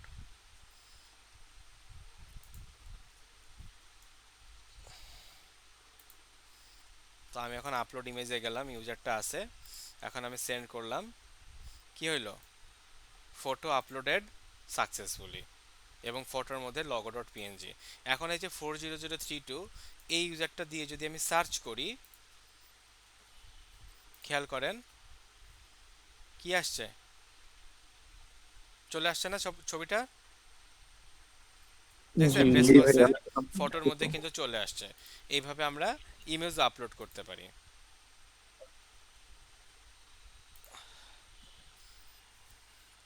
সার্চ ইউজার এই ডাটাটাতে সমস্যা আছে, এটাও ফিক্স করতে হবে। সো আমি এখন যদি নতুন ইউজার ক্রিয়েট করি, তারপরে সেই নতুন ইউজারটা যদি আমি সার্চ করি, কি দেখতে পাচ্ছি, ফটো আছে, না, নাল দেখে। কারণ লাল। কি শুরুতে কিন্তু কোনো ছবি থাকবে না, এটাই স্বাভাবিক, তার মানে জি। ছবি কিন্তু ক্রিয়েট হয় নাই। কিন্তু আমি যদি এই আইডিটাতেই, ধরেন এখন আমি এই এটা নিলাম কারেন্ট ভ্যালু 40136, এইটাতে যদি আমি এখন আপলোড করে দিই, এই যে আমি এইটাতে এখন আমি আপলোড করে দিলাম ফটো আপলোডেড, এবং আমি এখন সার্চ ইউজারে যাচ্ছি, দেখেন লগো ডট পিএনজি চলে আসছে, দেখছেন? এভাবে জি আমরা ভাইয়া। ফটো আপলোড করতে পারি। তাহলে ফটো আপলোডের জন্য কি করছি, এখানে আপলোড ইমেজে যে বডিতে গেছি, যাওয়ার পরে এখানে কিন্তু আর জেসন হিসেবে আমি পাঠাইতে পারবো না, কি করব, ফর্ম ডাটা হিসেবে পাঠাইতে হবে। ফর্ম ডাটা কি এর নাম হচ্ছে ইমেজ, এবং এখান থেকে সিলেক্ট করব ফাইল। বাই ডিফল্ট টেক্সট থাকে, সবগুলো টেক্সট থাকে, টেক্সট ধরনের কি, এটা হচ্ছে ফাইল টাইপের। তারপরে ফাইলটা আপলোড করে সেন্ড দিয়ে দিলাম, সেন্ড হয়ে গেল। ওয়ার্নিং আসছে কেন ভ্যালুতে, ফটো ভ্যালু এটা ওয়ার্নিং এটা এডিট এটা এটা কেন আসছে দেখেন, the file isn't in your working directory. মানে এটা যেটা হয় যে আমার পোস্টম্যান, এটা হচ্ছে আমি আমার এক্সটার্নাল একটা জায়গা থেকে নিয়ে আসছি, এটা পোস্টম্যানের মধ্যে আসলে নাই, মানে পোস্টম্যানের ফোল্ডারের মধ্যে থেকে আমি পিকচারটা নিয়ে আসি নাই, এটা এমনি ওয়ার্নিং দেয়, এটা নিয়ে মানে অরিডর কিছু নাই। ওকে।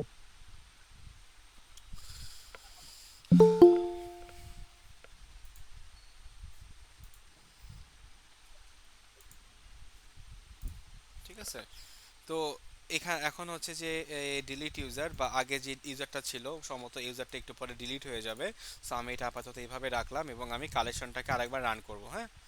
সো আমি কালেকশনে যাই, তারপরে এই আরেকবার রান দিলাম,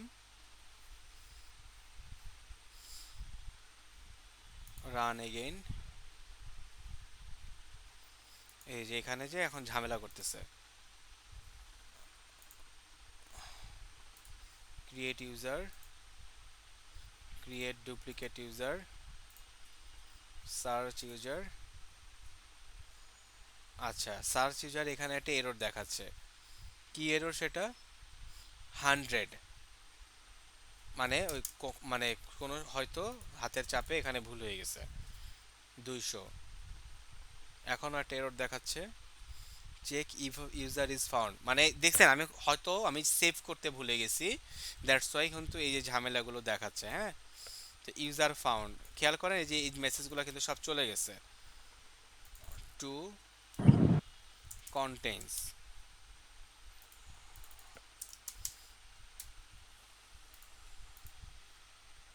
এই যে, তারপরে আপডেট ইউজার, এখন সব ঠিক আছে। এখন আমি আরেকবার কালেকশন রান করি।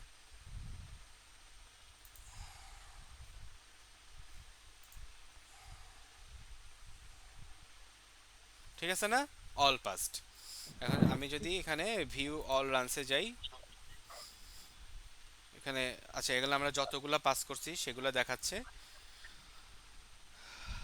আর এখানে এই আমাকে আবার রান করতে হবে, এগুলো একবার রান করার পরে চলে যায়। সো এখন এখন একটা জিনিস দেখাই, এই যে রান তো করলাম, আমাদের অল পাস কোর্স অলরেডি দেখছি। এখন এখান থেকে এই যে দেখেন ভিউ ডকুমেন্টেশন, এই ভিউ ডকুমেন্টেশনের উপরে আমি একটা ক্লিক করলাম। ক্লিক করার পরে দেখেন আমরা যা যা করছি সে কিন্তু একটা ডকুমেন্টেশন ক্রিয়েট করে দিয়েছে। হ্যাঁ, এখন আমি এখান থেকে পাবলিশে ক্লিক করব।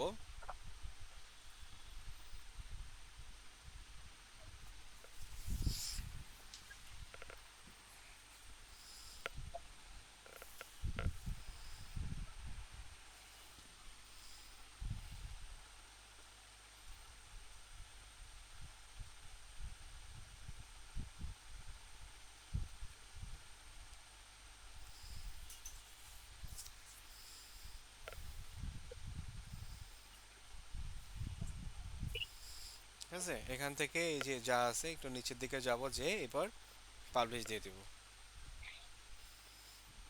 ডকুমেন্ট পাবলিশড, এখানে ভিউ ডকুমেন্টেশনে ক্লিক করব।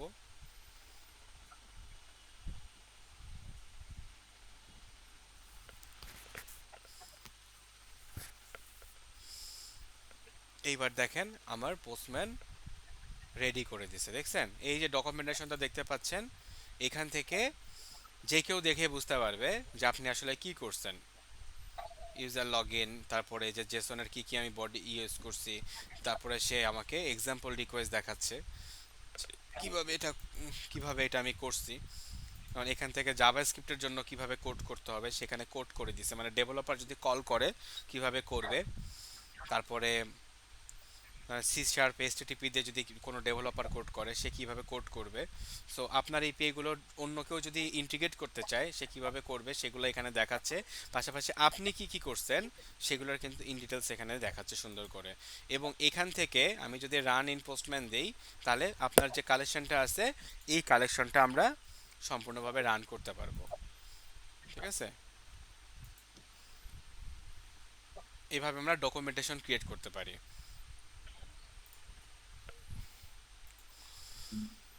এই হচ্ছে ব্যাপার। আর নেক্সট ক্লাসে এনভায়রনমেন্ট ভেরিয়েবল কিভাবে কাজ করে, পোস্টম্যান কালেকশন ইম্পোর্ট এক্সপোর্ট কিভাবে কাজ করে, এবং নিউম্যান রিপোর্ট কিভাবে জেনারেট করে, এর পাশাপাশি আদার যে সমস্ত টুকিটাকি জিনিসগুলো আছে সেগুলো দেখানো হবে। শিখলেন কিছু? অনেক কিছু ভাইয়া। জি ভাইয়া, জি। অনেক কিছু। ঠিক আছে, ভালো থাকেন সবাই, আল্লাহ হাফেজ।